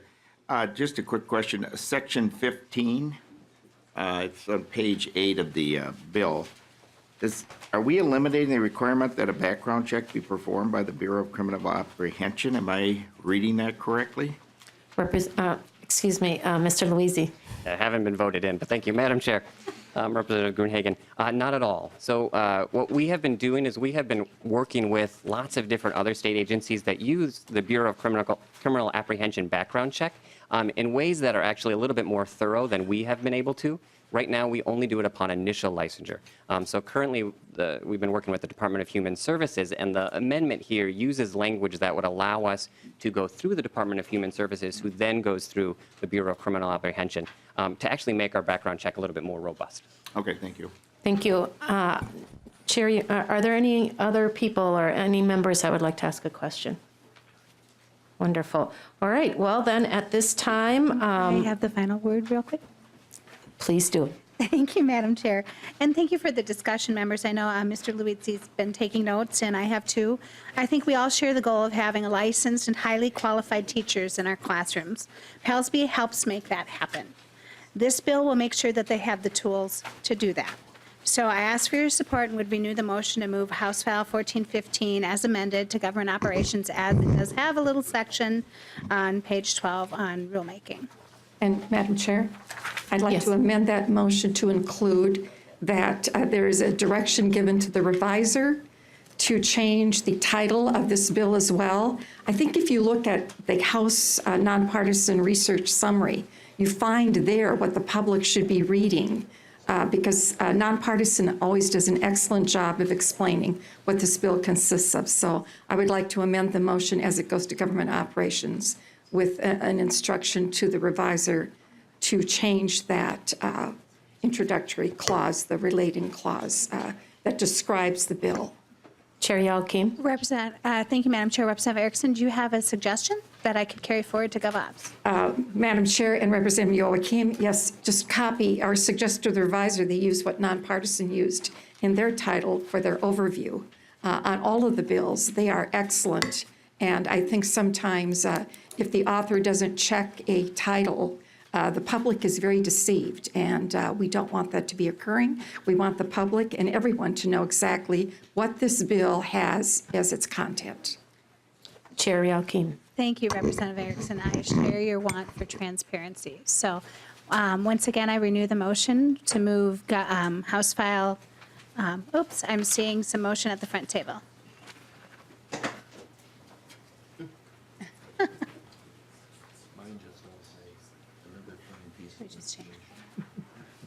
I'm sensing an oral amendment. The Representative Erickson. Yes, Madam Chair, I've been instructed by Mr. Strom that you could include it in the motion as you move forward, and they'll make sure the title gets changed. And Mr. Strom, why don't you comment further on the instruction, or Ms. Para? Madam Chair, Representatives Erickson and Youakim, when the bill is moved, it's possible to amend the title. So in this case, if you just instruct us to amend the title accordingly, or something like that, then we can work with Mr. Benjamin and have that on the committee report as it goes upstairs. The issue with the other bill was, since it wasn't going out of this committee, we couldn't do something to affect the way that title shows up on the reviser's system. So, Madam Chair and Representative Youakim, does that meet with your pleasure? Chair Youakim. Thank you, Madam Chair. Representative Erickson, yes. So what I will say then is I will move House File 1415 as amended with a suggested title correction to the Government Operations Committee per nonpartisan staff. Thank you. Is there any more discussion of this motion? In hearing none, those in favor of the motion say aye. Aye. Those opposed say nay. The motion prevails. House File 1415 as amended is referred to Government Operations.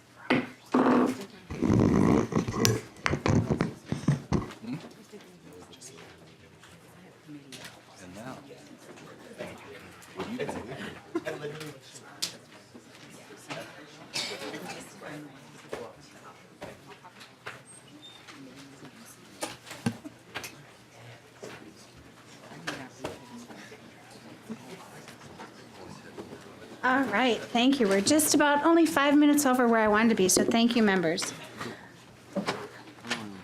We have, let's see here, House File, get to my right place, 1329 in front of us today, that Representative Kunesh-Podein will be moving. Representative Kunesh-Podein, would you like to move your bill? The intention is to lay it over for possible inclusion.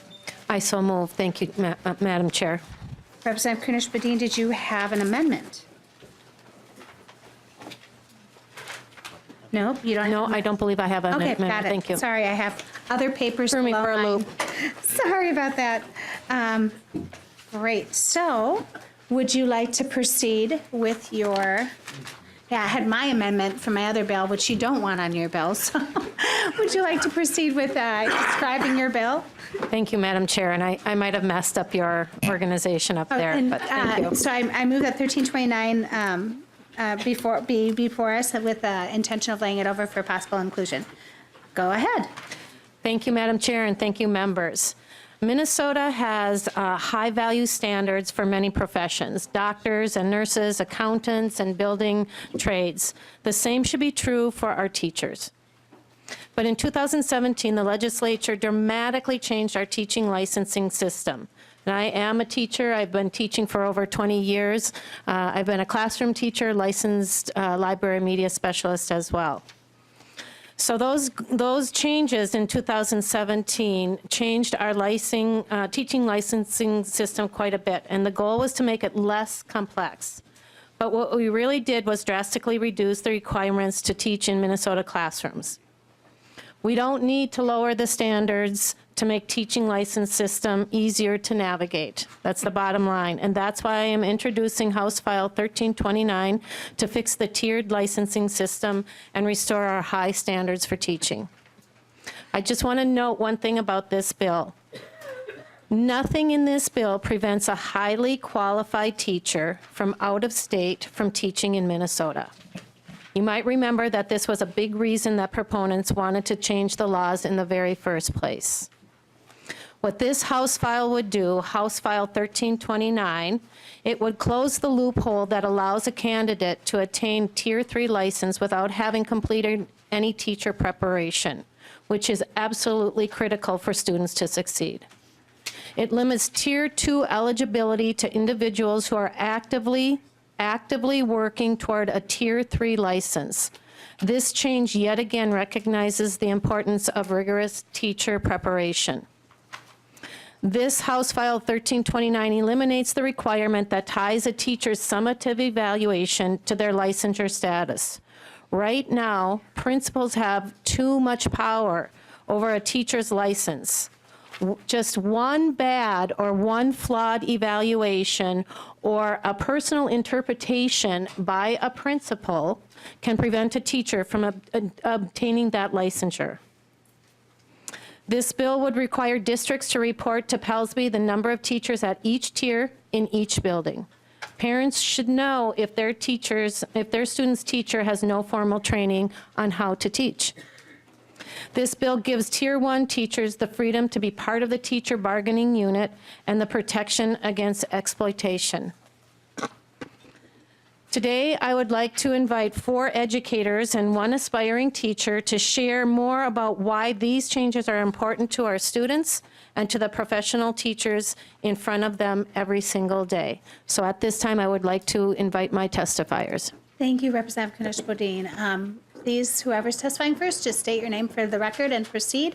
It is my intention to give each side 15 minutes if possible to state their case. And I know that the opposition has a lot of folks here today who want to speak, and we're just not going to be able to get it in. But they have provided written testimony that will absolutely make sure that the members of the committee see. So I have my Ms. Helgen here will be starting the clock. And if I would prefer if we get through the whole 15 minutes of testimony, then ask questions for, I'm trying to decide if we should ask questions for these testifiers, or let's wait until we get through 15 minutes from you, 15 minutes from the other side, and then move to questions, because that might be a little bit more helpful.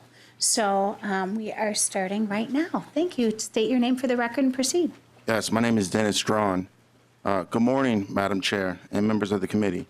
I would like to thank you for the opportunity to speak with you today. My name is Dennis Strawn, and I am a high school social studies teacher in the Rosemount Apple Valley Egan School District. I am one of the many educators across the state who are concerned about the current licensing system. Some say the new licensure law will attract much-needed teachers of color to the profession by not requiring them to go through teacher preparation training. But using that as an excuse to lower the standards is unacceptable and insulting. Lowering the licensing standard sends a message that teachers of color are not capable of meeting the standards to begin with, and that's just not true. We hold high expectations for students in the classroom, and we should also expect the same terms in terms of our practice. Teaching is a profession. I'm also concerned that Tier 1 teachers, many who are educators of color, don't have the freedom to join their local bargaining unit. Union membership protects the academic freedom I need to bring my full, authentic self into the classroom. I can freely stand up for the social justice issues that affect my students and my profession without fear of retaliation. And I get free professional development that helps me to continue to grow and remain relevant as an educator. By lowering the standards, you're creating the conditions for teachers of color turnover to get even worse. Staff churn is expensive for schools, frustrating for teachers who stay, and confusing for students. What I'm telling you today is what you will never hear from groups that depend on money from greedy millionaires and powerful foundations. They want to privatize, to get education on the cheap, to make money. The children deserve better. They deserve highly qualified, fully trained educators, period. And good people who dare to enter this great profession do not deserve to be set up for failure. Here's how you ensure student and educator success. 1, respect my profession, close the licensure loopholes, remove the financial barriers to getting a teaching degree, address the teacher pay gap, fund our schools so they can hire appropriate numbers of school support staff, give educators a voice when important decisions are being made, provide mentors for on-the-job training, and recruit and retain educators of color through fully funding the initiatives outlined by the Increased Teachers of Color Act. Thank you for your time today. Thank you, Mr. Dran. Please state your name for the record and proceed. Hi, my name is Abby Kelly Hands. I am a special education licensed teacher. I'm currently in a position as a special education coordinator for Cambridge ICNE school districts. I have provided support to the classroom for students with a variety of disabilities in various federal settings, from co-taught, push-in, pull-out, self-contained classrooms, and special education only programs. I am here this morning because I want to speak about how the new tiered licensing system is playing out in our school districts across the state. We now can have teachers who have never completed teacher preparation coursework in classrooms with our most vulnerable students. What does this mean? Special education teachers are supposed to deliver developmentally appropriate programming that is grounded in evidence-based practices. They have to write individual education plans, which are legally binding documents that the school districts are held to, and they're supposed to be individualized for students where they may not have ever had a child psychology course or behavior management course. They may have never received training on connections between social emotional learning and disability categories, or even how to write an appropriate individual education plan. There can be serious repercussions for special education students if their general education teachers also don't have rigorous preparation coursework. Part of IDEA says that general education teachers have to sit on child study teams, which is part of looking for students with disabilities. But if even general education teachers are looking at students and not understanding the implications of what disability looks like, this can have some serious consequences. Research shows that a lack of teacher preparation is correlated with an over-identification of students for exclusive special education settings, and this has significant implications for our students, particularly our students of color who are over-identified as needing special services. Please make the necessary changes to Minnesota's tiered licensing system so our most vulnerable students have the highly prepared teachers that they deserve. Thank you for your time. Thank you. And if we could just keep moving along here, the next person, state your name for the record and proceed. Good morning, Madam Chair. My name is Angelo Suji, and thank you very much for the opportunity to be here. I also thank the members of the committee for that. I am a licensed chemistry, physics, and physical science teacher with the Minneapolis Public School. I am a teacher of color. Teacher preparation is critically important to student achievement and success, not on-the-job training. 60 years of academic research has shown that students have better outcomes when they learn from educators who have rigorous preparation, both in content, the art and science of teaching. So what does it look like for our students? It means that they have well-prepared teachers who know how to handle behavioral issues in a school, not just minimizing disruptions. They have teachers. That's because they have training in classroom and behavior management and restorative practices.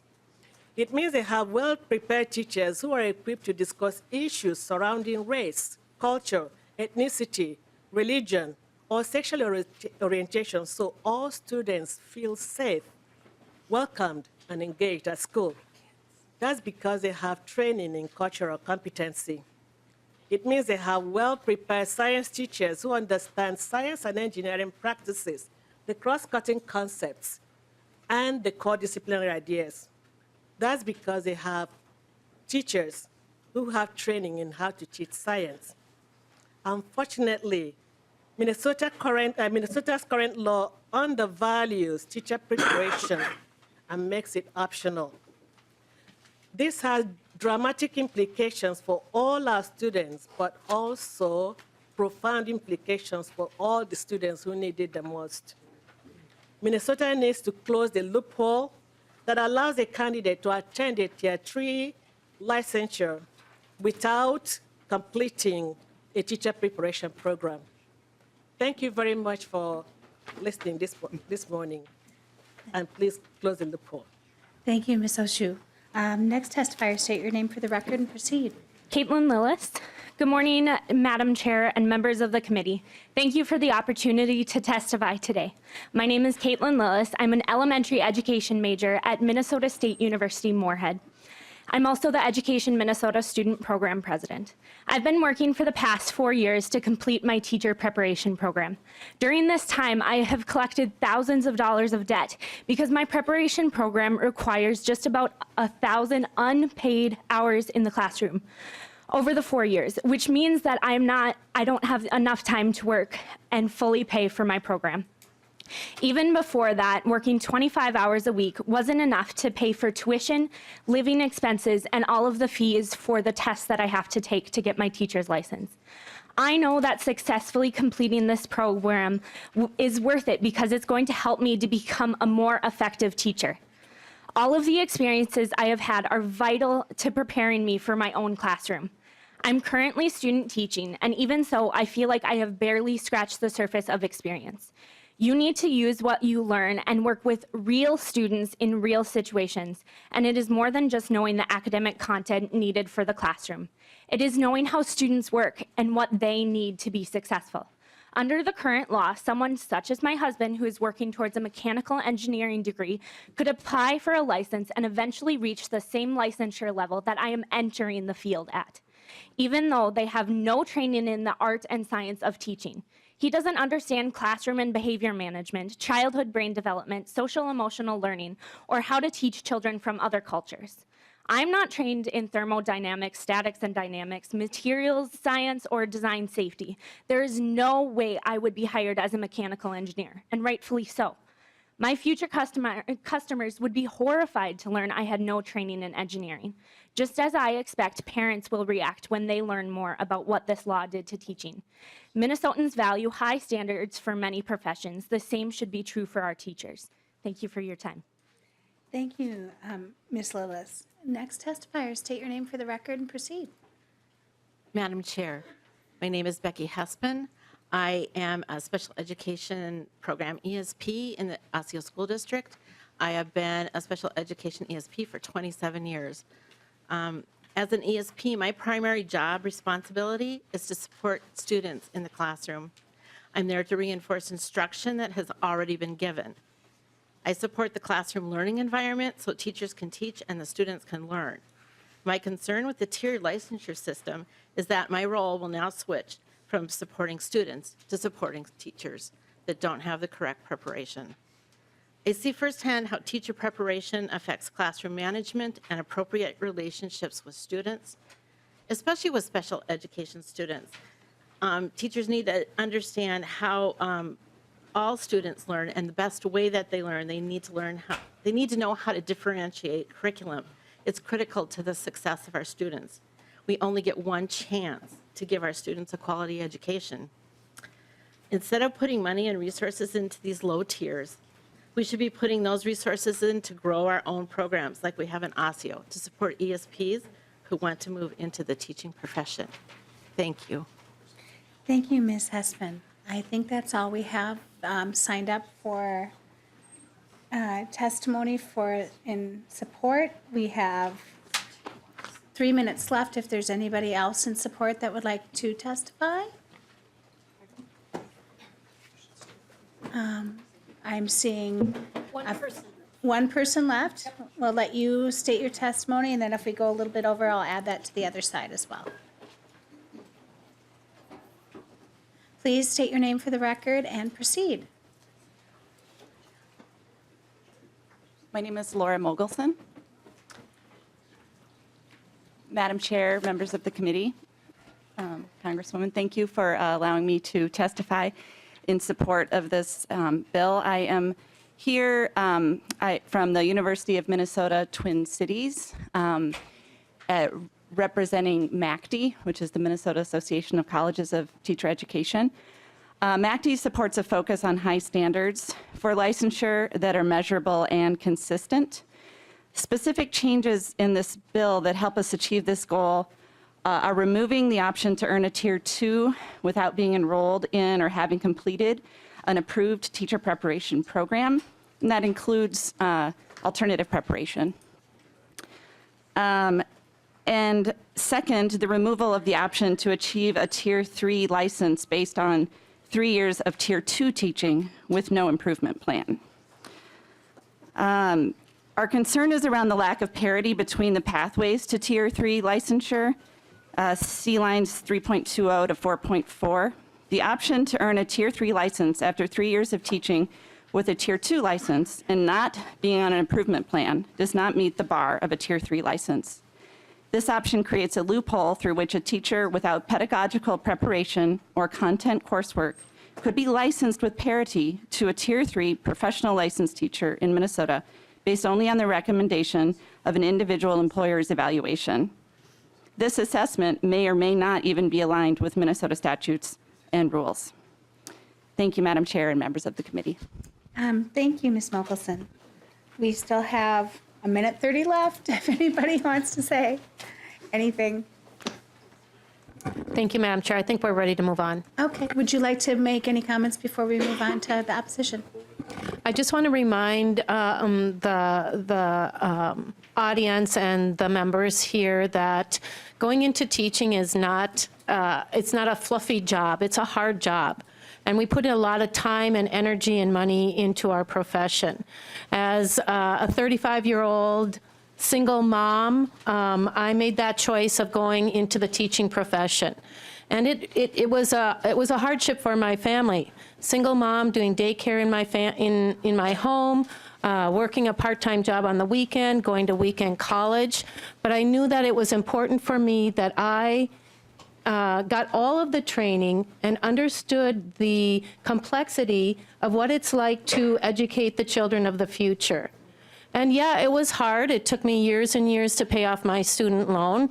My kids had student loans before I was able to pay off my student loans. But we go into that profession understanding that's the circumstances.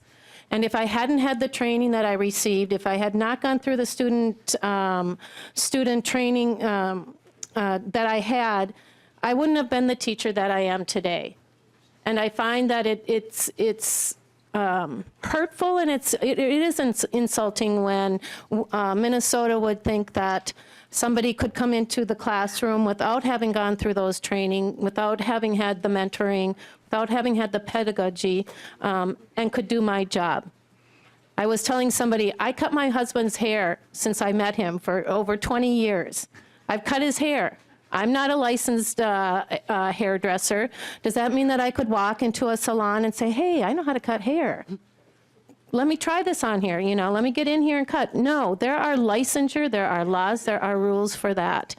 And I just want to, you all to keep in mind how important it is that we are ensuring that those folks that are in front of our students have the skills necessary to teach them. And maybe they don't enter it, maybe we have community experts that come into our schools in order to fill the voids, but it's important that they continue and that they get the education and understand the pedagogy that it takes to become a well-rounded teacher.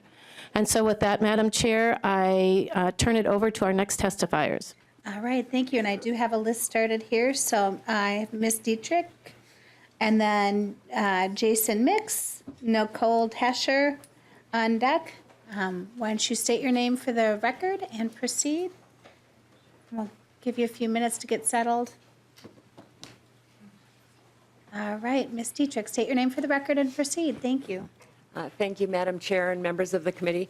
For the record, my name is Denise Dietrich, and today I am here on behalf of the Minnesota School Boards Association, the Minnesota Association of School Administrators, the Association of Metropolitan School Districts, the Minnesota Rural Education Association, and finally, the St. Paul Public Schools. And I am speaking on behalf of them to respectfully share our opposition to House File 1329, which proposes significant changes to the recently enacted tiered licensure system. Our opposition is grounded in one unified message. Please allow the new tiered licensure system some time to work before altering major pieces that we actively advocated for prior to its enactment. Today, because of the time constraints, we have many testifiers who can testify to the real-life application to the new tiered licensure system in their schools. So for my purposes here today is, since we have many new members, I am just going to provide some context and some events that led up to this historical change in Minnesota's teacher licensure system. The long journey began in 2016 with the Office of the Legislative Auditor report on the teacher licensure system in Minnesota. It was clear from the report that Minnesota's teacher licensure system was broken and confusing. The OLA report only confirmed the frustration that our school districts, all the way from St. Paul all the way to Thief River Falls, were experiencing due to growing teacher shortages and stagnant educator diversity. The stories were mounting that navigating the old process served as a barrier to getting qualified and motivated individuals into careers in education. The old system needed reform. So in response, the bipartisan teacher licensure study group was formed, and we as stakeholders shared thoughts, ideas, and testimony to illustrate the daily hiring challenges facing our schools. Recommendations were made for the 2017 legislative session. Dozens of meetings and thousands of hours of discussions spurred recommendations that were debated and improved throughout session. Legislators heard input from teachers, school leaders, school board members, the Department of Education, and from Governor Dayton himself. The new tiered licensure system provides the much-needed flexibility and trust that school leaders need, particularly in shortage areas. We feel strongly that this historical reform the governor signed into law in the thorough bipartisan process that created the framework should be allowed to work before making adjustments this year. Thank you, Madam Chair. Thank you, Ms. Dietrich. Please state your name for the record and proceed. My name is Jason Mix. I'm the high school principal at Howard Lake Waverly Winstead High School. Good morning, Madam Chair and committee members. Give you a little background of who I am. I don't have a prepared statement, so I'm going to speak from my heart, and it's what I do. I'm an educator of 18 years. I have spent 8 years out in Southern California. 6 of those I was a classroom teacher, 2 of those I was an administrator. 3 years in Illinois, which I was in DeKalb, Illinois, which was about 60 miles west of Chicago. And then the last 7 years, I've been back here in my home state of Minnesota as the high school principal at Howard Lake Waverly Winston High School.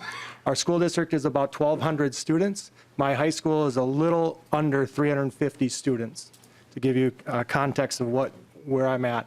I'm also our state coordinator for the Minnesota Association Secondary School Principals, where I represent Minnesota school principals out in Washington, D.C.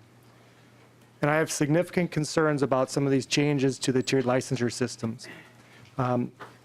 Understand, and please understand, and I can speak for all of our principals here in Minnesota, is that we take hiring and hiring great teachers as very, very serious. Our teachers are the #1 indicator of student success, and we work to hire great teachers, to have great people and great teachers on staff. The original bill was, in my understanding, was to help us make these hiring a little bit easier for us. And in the original bill, and now the version of it, this version that's coming out, will hamstring us, in the sense that if you look at a school like mine, last year I had a chemistry and a physics position open. I was lucky to have one applicant to teach chemistry and physics, which is a requirement for the graduation requirements.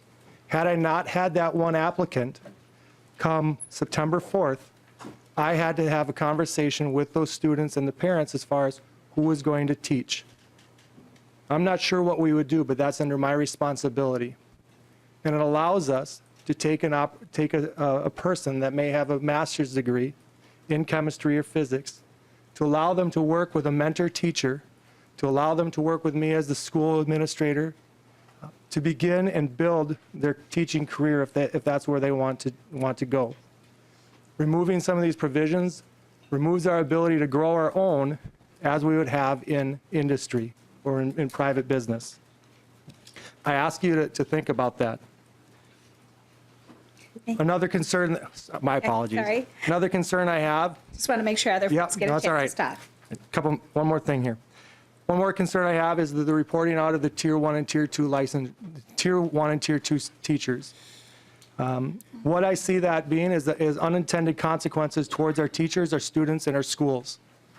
Okay, it looks at the idea of how many ineffective teachers do we have in our schools, okay, and how is that going to impact our students and our teachers. We have amazing teachers here in Minnesota, and I'll stand by them, and I know the hard work that they do each and every day. But because they're a Tier 2 teacher, a Tier 1 teacher, does not mean that they're ineffective. That means that they are working their tail off to help support our kids. Labeling those teachers as ineffective, okay, I think is a travesty towards our teachers and towards education in Minnesota. Okay, as administrators, we do everything we can to support our teachers and, more importantly, support our students. Thank you. I have up next Nicole Tescher, Jessica Lippa, and then Drew Moldenhauer on deck. Please state your name for the record and proceed. My name is Nicole Tischer. Madam Chair and members of the committee, thank you for the opportunity to testify today. I am the Executive Director of Human Resources for Anoka Hennepin and a board member of MASPA. MASPA stands for the Minnesota Association of School Personnel Administrators. We represent school district human resource professionals in our state, those who ensure we hire great teachers in our classroom for our students. MASPA does not support the changes offered in House File 1329. This year was the first year HR departments implemented the tiered licensure system, with Pelsby rulemaking occurring late last fall. Any structural modifications like those suggested in this bill will create confusion and constant systemic change for our school districts, our currently licensed Tier 1 and Tier 2 teachers, and our aspiring teachers. As a state, we need time to collect information on how currently adopted structure serves our students. Besides the structural changes itself, so early in the implementation process, MASPA is also concerned with the bill's further limitation on renewal of Tier 1 and Tier 2 licenses, the bill's limiting effect on Tier 2 licenses being only born from traditional licensure programs, the bill's impact of limiting great Tier 2 teachers from becoming Tier 3 teachers without some type of traditional licensure program, the bill's impact on career and tech education programs, and the bill's impact on districts' efforts towards creating a diverse teacher workforce. At first blush, in our district, the tiered system looks promising towards statewide efforts to ensure a diverse teaching corps. Our Tier 1 teachers are more diverse than our traditionally trained teachers, which I believe is similar to initial state data also. Please know that less than 1.5% of teacher positions in Anoka-Hennepin are filled with Tier 1 and Tier 2 teachers. But these are positions that may go unfilled if the bill was adopted. It's the 0.2 FTE dance teaching position. So this is 1 day a week, 1 hour a day. It's the American Sign Language position. It's the visual arts positions. And it's our district's robust career and tech education program, which Ms. Lipa will speak to. My HR colleagues have also noted concerns with immersion programs under the proposed legislation. As a former teacher who took a traditional pathway into education, please trust our school districts and our HR professionals to ensure that the best teachers, whether it be Tier 1, Tier 2, Tier 3, or Tier 4, are before our students. Thank you so much for your time. Thank you. Could Brian, oh no, sorry, I have Drew Maldonado? No, yeah. Or Jessica, sorry, Jessica Lips, Drew Maldahar, Brian Goranson. I don't want to take up your time, so if you could just come up right next and thank you. Madam Chair, members of the committee, thank you. My name is Jessica Lipa, and I'm the Career and Technical Education Director in Anoka-Hennepin Schools, and I represent Minnesota Association for Career and Technical Education Administrators. The tiered licensing system has positively impacted career and technical education across the state. It allowed school districts the opportunity to grow, train, license, and retain high-quality CTE teachers supporting our state's most in-demand occupations, encouraging CTE teachers to combine industry-related experience with the best practices and professional development to obtain licensure. The proposed changes of the law will significantly reduce the number and the diversity of programs and pathways for students that lead to employment. It will add barriers in CTE and further grow our teacher shortage. In many cases, the proposed changes will force districts to close programs due to the instability and inability to find qualified teachers. Additionally, students will lose the opportunity to earn industry-recognized credentials, articulated college credits, and concurrent enrollment in career and tech ed courses, as those opportunities often require a teacher with recent industry experience.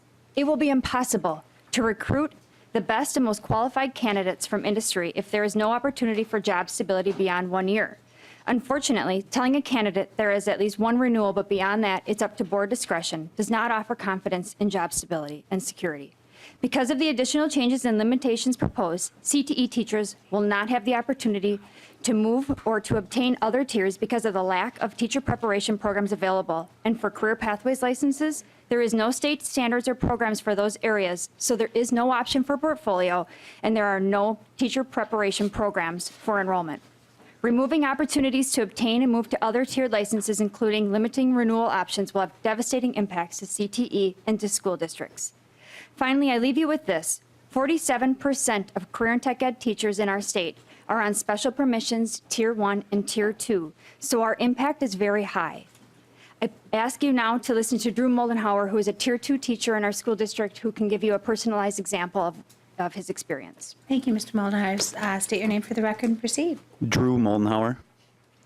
Madam Chair and Committee, hello. My name is Drew Moldenhauer, and I am a law enforcement careers teacher at Step High School in Anoka, Minnesota. I currently hold a master's degree in public safety executive leadership, and I'm a former police officer of 11 years. During my time as a police officer, I taught officers an active shooter, use of force, crisis intervention, and I was also a field training officer. This is where I found my passion for teaching. I also teach classes at Hennepin Technical College. I accepted this career opportunity because I was granted a Tier 2 license, which gave me more career stability. With a Tier 2 license, I would not be released at the end of the year. I contacted Pelsby and Ms. Lipa several times to make sure this was clear, that I could move from a Tier 2 licensure to a Tier 3 license, eventually obtaining tenure, before resigning as a police officer and taking on this career choice. Our college articulation agreement we share with Alexandria and Normandale Community Colleges requires me to have 5 years full-time police officer experience in order for me to teach and have students be eligible for articulated credits. Without my experience in the field, I wouldn't qualify under the articulation agreement. I'm willing to take professional development courses and learn more in the field of pedagogy. However, If the tiered licensures go away, it will be very difficult to attract good professional police officers to teach due to career instability. I believe police officers will not want to leave a secure career to come to a field where they are released at the end of every year. Thank you for your time. Thank you. Then I have Brian Goranson, Adam Harris, and Jesse Lewis. Hi, my name is Brian Goranson. I'm the principal at the St. Paul Conservatory for Performing Artists, more popularly known as SPCPA. It's a 912 charter school. When SPCPA was founded in 2005 through the mayor's office, we were given the directive by former Mayor Randy Kelly and Kathy Kelly to prepare future performing artists and to also prepare the students for college. While the academic teachers will be traditionally licensed, the arts teachers, they said, must be current working professional dancers, musicians, and theater artists who understand conservatory. We serve approximately 500 students each year. We have 50 to 60 part-time professional artists, most teaching anywhere from 0.01 FTE to 0.2 FTE. Previously, these artists worked under the community expert permission, and at this point, we'd welcome it back. Each year, more than 50% of our graduating class moves on to study dance, theater, or music in college. This past year, SPCPA students were accepted to Juilliard, Carnegie Mellon, NY Tisch School of the Arts, Berkeley School of Music, Cal Arts, North Carolina School of the Arts, to name a few. Academically, students last year are now going to Yale, Columbia, Brown, Northwestern, Rice, Howard, and on and on. We have hundreds of alum working in film and television, on Broadway and professional theaters across the country with recording contracts, dancing and playing music internationally. Just last night, a current student appeared on NBC's World of Dance. If you accept that there are careers in dance, theater, or music, that there are career post-secondary academic pathways that require specific preparation, that early exposure to the world of work is valuable, then it is a reasonable conclusion that SPCPA can only fulfill its mission to train aspiring performing artists by integrating the highest level of professional talent available into our students' day-to-day learning environment. The choice to use working professionals is both logical and integral to the demonstrated career success of our students. Thank you, Mr. Goranson. We're over time, but I want to make sure Adam Harris and Jesse Lewis get a chance to speak because they're teachers. So please state your name for the record and proceed. Hello, my name is H. Adam Harris. I'm an actor and a teacher based in the Twin Cities. I have the great pleasure of performing on almost all of the stages here in town, including the Minnesota Orchestra and the St. Paul Chamber Orchestra. Recently, you might have saw me as the voice of the Lorax speaking for the trees at the Children's Theater Company. And currently, I am rehearsing a 5-person version of The Hobbit, which will be performed for over 10,000 students here in Minnesota. In addition to that, I'm a teaching artist, a resident teaching artist with the Guthrie Theater, the Children's Theater Company, the education coordinator at the Playwright Center. I sit on the accessibility committee of the Guthrie. I'm always working, I'm always teaching, I'm always thinking about that. And basically combined with my artistic resume and with all the work that I do as a teaching artist, there is no teacher prep program that can prepare me better than my career has. And so when I step foot into a classroom at SPCPA, I teach, my primary class is Theater for Social Justice. What I'm teaching young people to think about is how we can be responsible artists, how we can think about art in a different way, how we can think about the power of theater in a different way. I teach them a class focused on identity, on consent, on wellness, on thinking about civic duty. My students would be very, very happy to see me here making a political speech before them, because every year they have to make a political speech in my class, and they are graded on their pacing, on their rhetoric, on how they speak. So they would have so much fun right now, like grading me right now. I share all of this to remind you that the arts are pivotal to young people. They're incredibly important. I didn't follow a standard teacher prep program. The only teacher preparation that I have is what I bring into the room every time I walk in. I also can't stress enough that every time I've taught at SPCPA over the past 4 years, I've had the incredible blessing of teaching students who look like me. And I have to tell you that those students, every single year, there's an emotional glint in their eyes. It's reflected in the awe in which they see me. They've never seen anyone who looks like me in charge of a classroom. And I'm sometimes their first or only second teacher of color. And I'm an artistic teacher, and I'm a queer teacher. They've never seen this before. I beg you, don't close the opportunity for me to be in that classroom. Thank you, Mr. Harris. And now we have, we're already almost 5 minutes over time, but I want Jesse Lewis to be able to speak. Yes, thank you, you. Mr. Lewis. State your name for the record and proceed. Jesse Lewis, Madam Chair and members of the committee. My name is Jesse Lewis, and I'm a middle school physical education Tier 1 teacher at Hiawatha College Prep. I've been working with youth in our community for over 15 years, the same community I've been a part of and connected to for 37 years. Over the past 5 years, I've transitioned into the education system, most recently as a classroom teacher. The experience I gained prior to entering the classroom gave me the ability to be the teacher that I am today. My gym class is a top-performing gym class across our network. My classes have seen a 95% growth in the fitness gram assessments, which is the standard assessment across the country for PE. This current school year, I've received a 87% rating in our staff survey and a 94% rating in our student survey, both being the highest in our school, and that's including teachers with the traditional pathway. The Tier 1 and Tier 2 pathway has provided me a position where I can have a direct impact on our students and our community. Pushing teachers like myself out will be detrimental to our students, who oftentimes never have a teacher of color or lack the opportunity to learn from teachers who they can identify with. My story is one of many. Passing this bill will negatively impact our students, schools, and our community as a whole. It is in the best interest of all parties to not pass a bill that would put our kids at risk. Lastly, my son is an 8th grade student at the school that I teach. And when talking about potentially losing my teaching license, he said, "But Dad, I've never had a gym class or gym teacher like you. You actually make everybody work hard." I am a passionate teacher. I love what I do, and thank you for your time.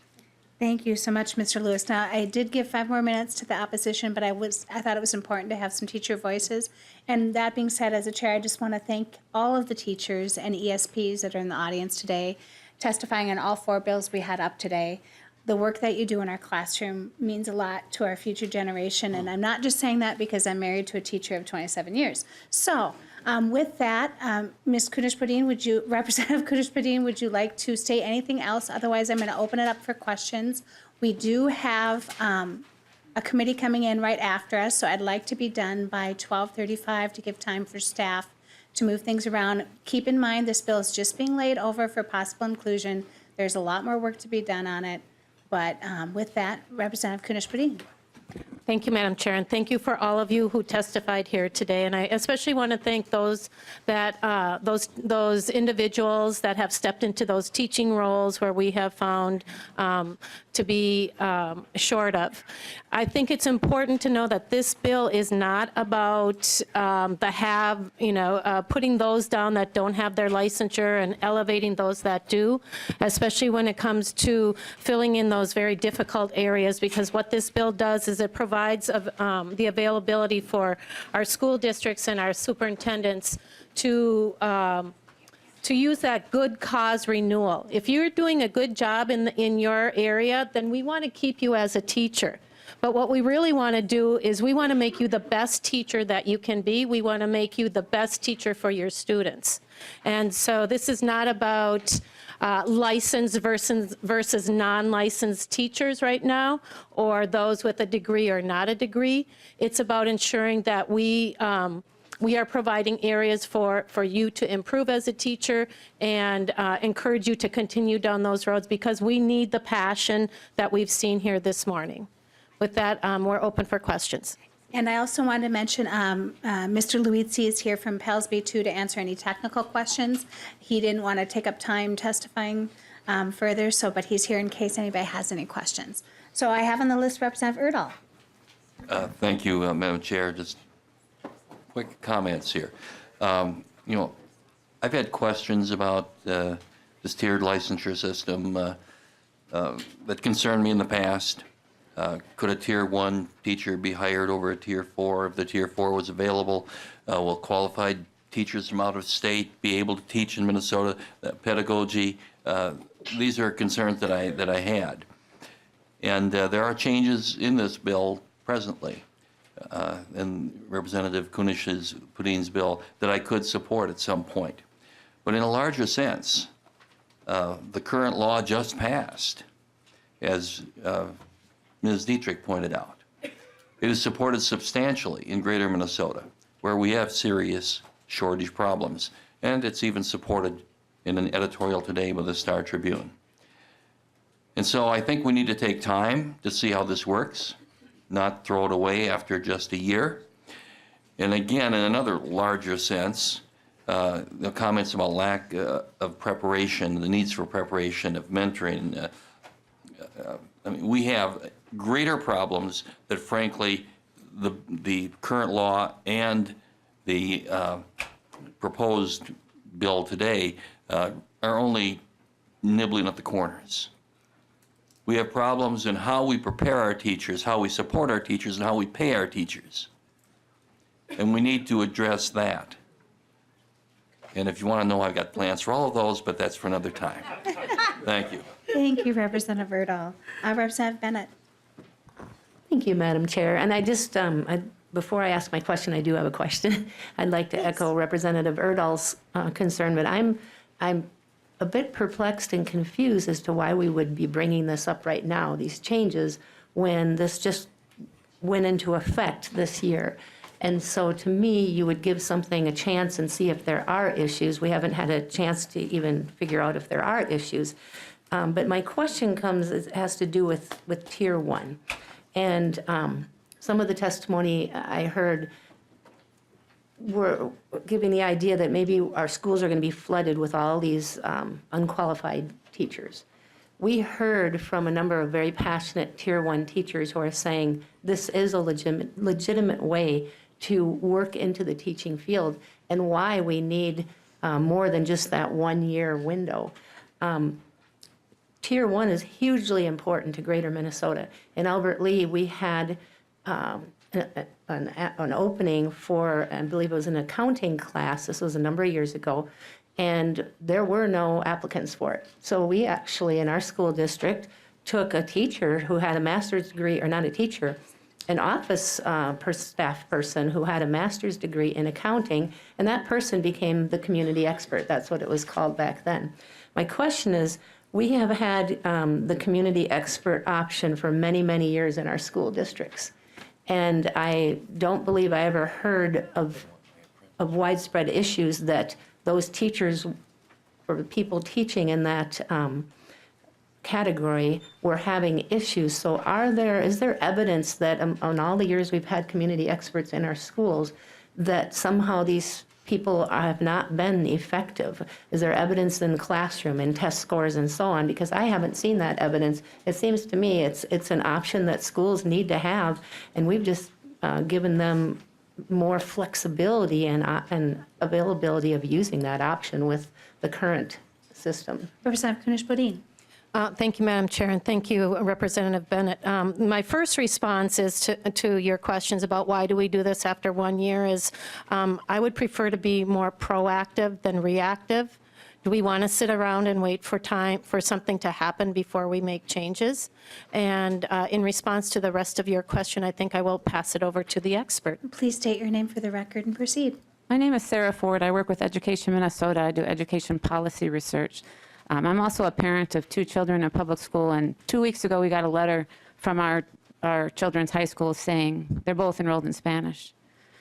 As you know, your teacher's out on extended medical leave. We don't know how many months she'll be gone. We've been unable to find anybody who speaks Spanish to fill this role. So as a Tier 1 hire, we've now hired someone who doesn't speak Spanish, read Spanish, or can communicate in Spanish in any way, and that will be your student's teacher for the next untold number of months. So there's an example of one of the things that's happening with our Tier 1 license.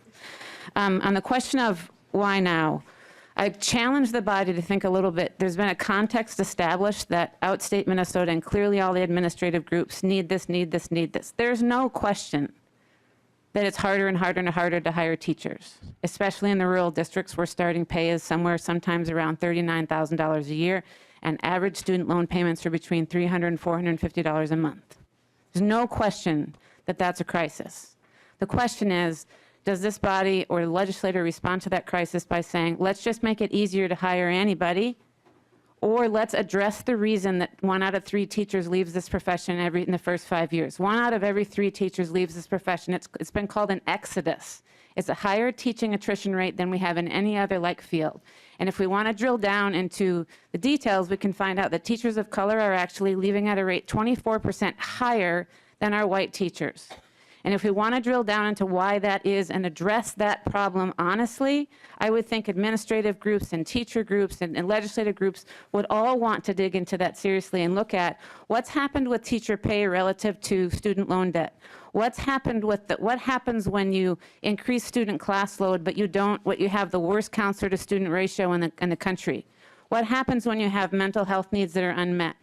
And the other reason I'd say, I'd say as to why we act now, as we haven't even given it a chance to get going, is this.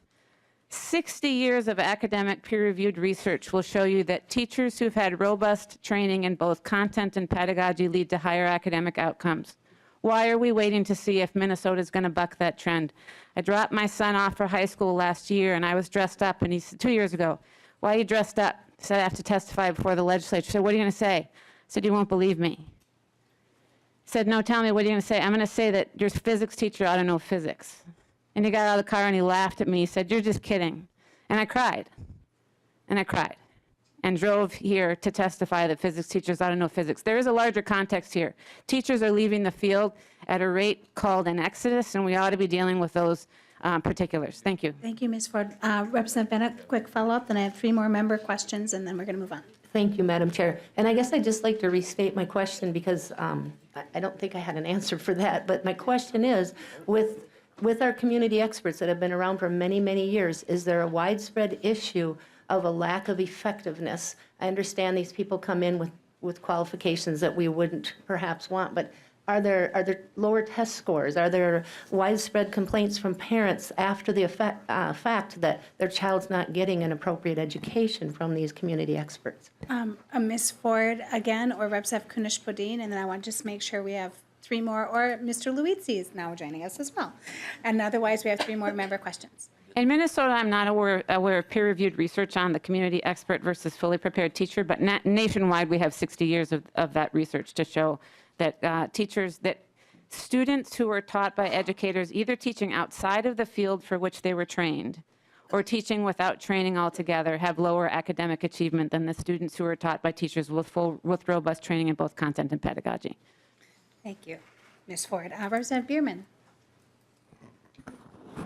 Thank you, Madam Chair. Thanks for all the testifiers being here today, and it's been good to hear all about it. Fundamentally, schools are about training and knowledge, so it just makes sense that our teachers would have the best education about teaching that we could give them, and make sure that when I send my kids to school or other neighbors of mine, you know, they assume that the teachers are trained how to teach. So it seems like a fundamental. I am interested in a lot about the Tier 1 license, which has been talked about a lot, and the difficulty that may present for some people. But I just wanted to clarify that it says in here the Tier 1 license must not be renewed more than 1 time unless, and then there are ways that the teacher can be working toward that, whether it's cultural competency or beginning work on becoming a teacher, or the charter or districts can show good cause.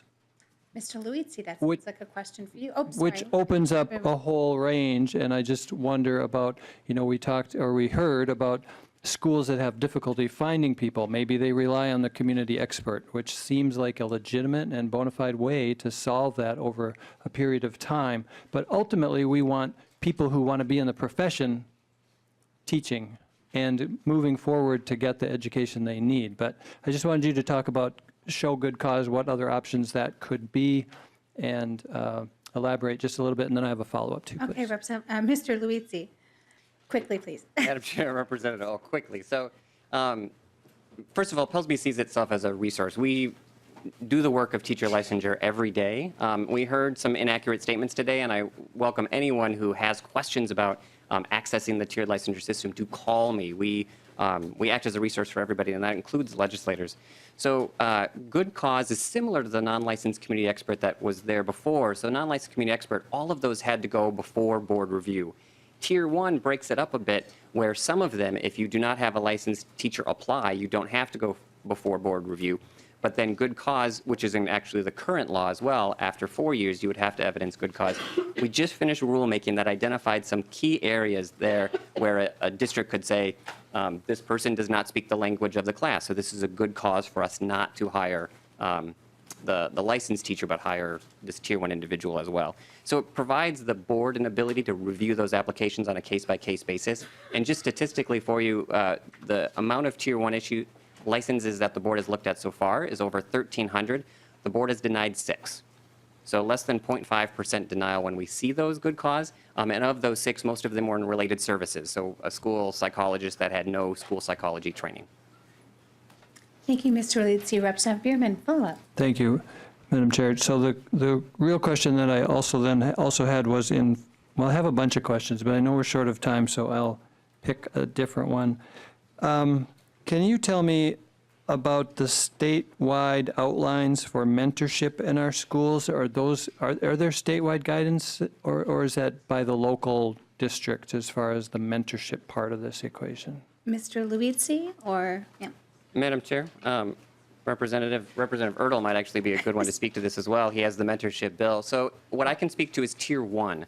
For Tier 1, the current statute says that Tier 1 individuals must complete mentorship. So the board in rulemaking laid out a criteria for what that mentorship looked like, and we worked with stakeholders to make sure that it wasn't so robust that districts that did not have funding for mentorship would still be able to access it, but more robust than just, hey, there's a teacher down the hallway. For the other tiers, mentorship is more aligned to statutes outside of the board's purview. One tiny quick follow-up. So, Yes. Otherwise, Mr. Leedsey's here to answer questions later. okay, I can wait. Okay. I'm sure he would be more than happy to come and talk about tier licensing. I know I've had to rely on him too to understand it. It's got a whole flow chart. Representative Wozlowick.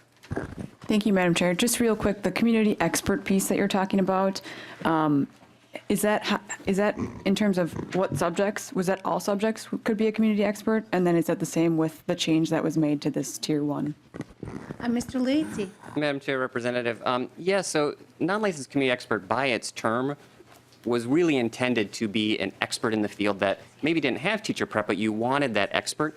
Tier 1 license has sort of combined that idea of a community expert, which is for any licensure field, with an emergency license. The non-licensed community expert ended up becoming like an emergency license, so the transition was a good transition, but I think you heard from testifiers today, this confusion with how to look at a Tier 1. Is it an emergency license where we're trying to get someone into that classroom and then move them up the tiers, or does it fit like the St. Paul Performing Arts testified? Does it really fit that model of a community expert that should stay on that Tier 1 for additional time? And we think the good cause exemption, both in current statute and then remains in 1329, allows the board to be able to review that and say, oh yes, this is the 0.02 at the Performing Arts.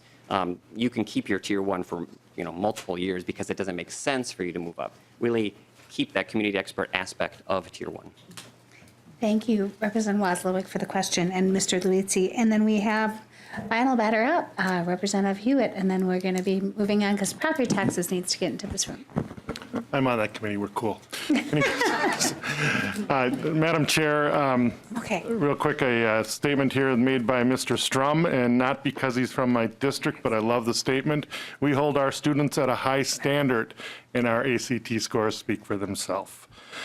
So, one of my questions is, Mr. Harris, Mr. Lewis, and our police officer, and I forgot your name, does this bill prohibit, I'm on the bill, and I just want to make sure I didn't read it wrong, author, that does this prohibit us from hiring teachers like them? Representative Kunesh-Podein or Mr. Leedsey? I would like Mr. Leedsey to explain. He's much more eloquent at this.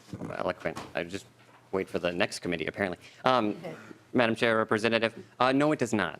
In fact, the only changes go from a 4-year until you have to ask for good cause to a 2-year for a Tier 1. And I also heard a comment that I would like to clarify as well, that CTE does not allow for portfolio. The licensure via portfolio process is the process to allow an individual who may not have access to traditional or even alternative teacher preparation to receive a Tier 3 license by evidence meeting standards. That is open to CTE. In fact, we even made it a little bit easier for CTE folks to get a licensure via portfolio by using their work experience to evidence one aspect of the portfolio. So there are pathways for all of those individuals, not only to stay on a Tier 1 beyond additional years, but to move up to full teacher licensure in a Tier 3. Madam Chair, a Good quick follow-up. And so this, again, I read the bill right then when I signed on. Does this bill in any way harm our out-of-state recruitment that we're doing right now, Madam Chair? Representative Kunesh-Podein or Ms. Waletzky? Madam Chair, Representative, no, not at all. So when the first tiered licensure bill passed 2 years ago, that did change our ability to recruit from out of state, because Tier 3, while it streamlined the preparation from out of state to be able to enter at a Tier 3, it added the requirement for content and pedagogy to start on a Tier 3. Our licensure laws before allowed us to give them a 1-year standard license to get people from out of state into Minnesota on a standard license and then take the test. So that doesn't change, but actually nothing beyond that initial piece, nothing in 1329 limits out-of-state teachers from coming here. Thank you. Representative Erickson, sorry, I hadn't seen you raise your hand again on the list. So final word, Representative Erickson. Thank you, Madam Chair. I think that House File 1329 is an insult to all the work that was done. You heard MSBA refer to all the time that was spent on designing this, and we need to give it a chance to work. We raised the standards. Tier 1 was a community expert previously, did not necessarily have to have a BA degree. And then we added the cultural competency, we added the content test. We did numerous things to elevate Tier 1 so that it could be looked at as a real teaching license. So what I would say is that if we're losing teachers, maybe we need to focus on teacher preparation programs and their inability to address the needs of our teacher candidates, and maybe they would proceed to stay in the profession. Thank you, Madam Chair. Thank you, Representative Erickson. And final 1-minute word, Representative Kunesh-Podein. Thank you, Madam Chair. I understand that this is a work in progress. I feel like these changes are definitely a step in the right direction. And I wouldn't put the blame on our teacher preparation colleges and universities and organizations. I would look to ways to enhance the profession of education and let our teachers know that they are appreciated, that they are respected, that we are fully funding the education that we demand for our students as legislators, and that we stop playing this game of blaming the teacher for all of the ills that our schools are going through. So at this time, I would ask you to support and pass this Bill 1329 on for possible inclusion. Thank you. Representative Kunesh-Podein renews your motion to have House File 1329 be laid over. Two quick requests. Please, members, make it fast for the pages by removing your green jackets from the paper and separating them. And second, if there's conversations to be had, please have them out in the hallway, because property taxes really needs to get started. They have a full agenda too. With that, we're adjourned.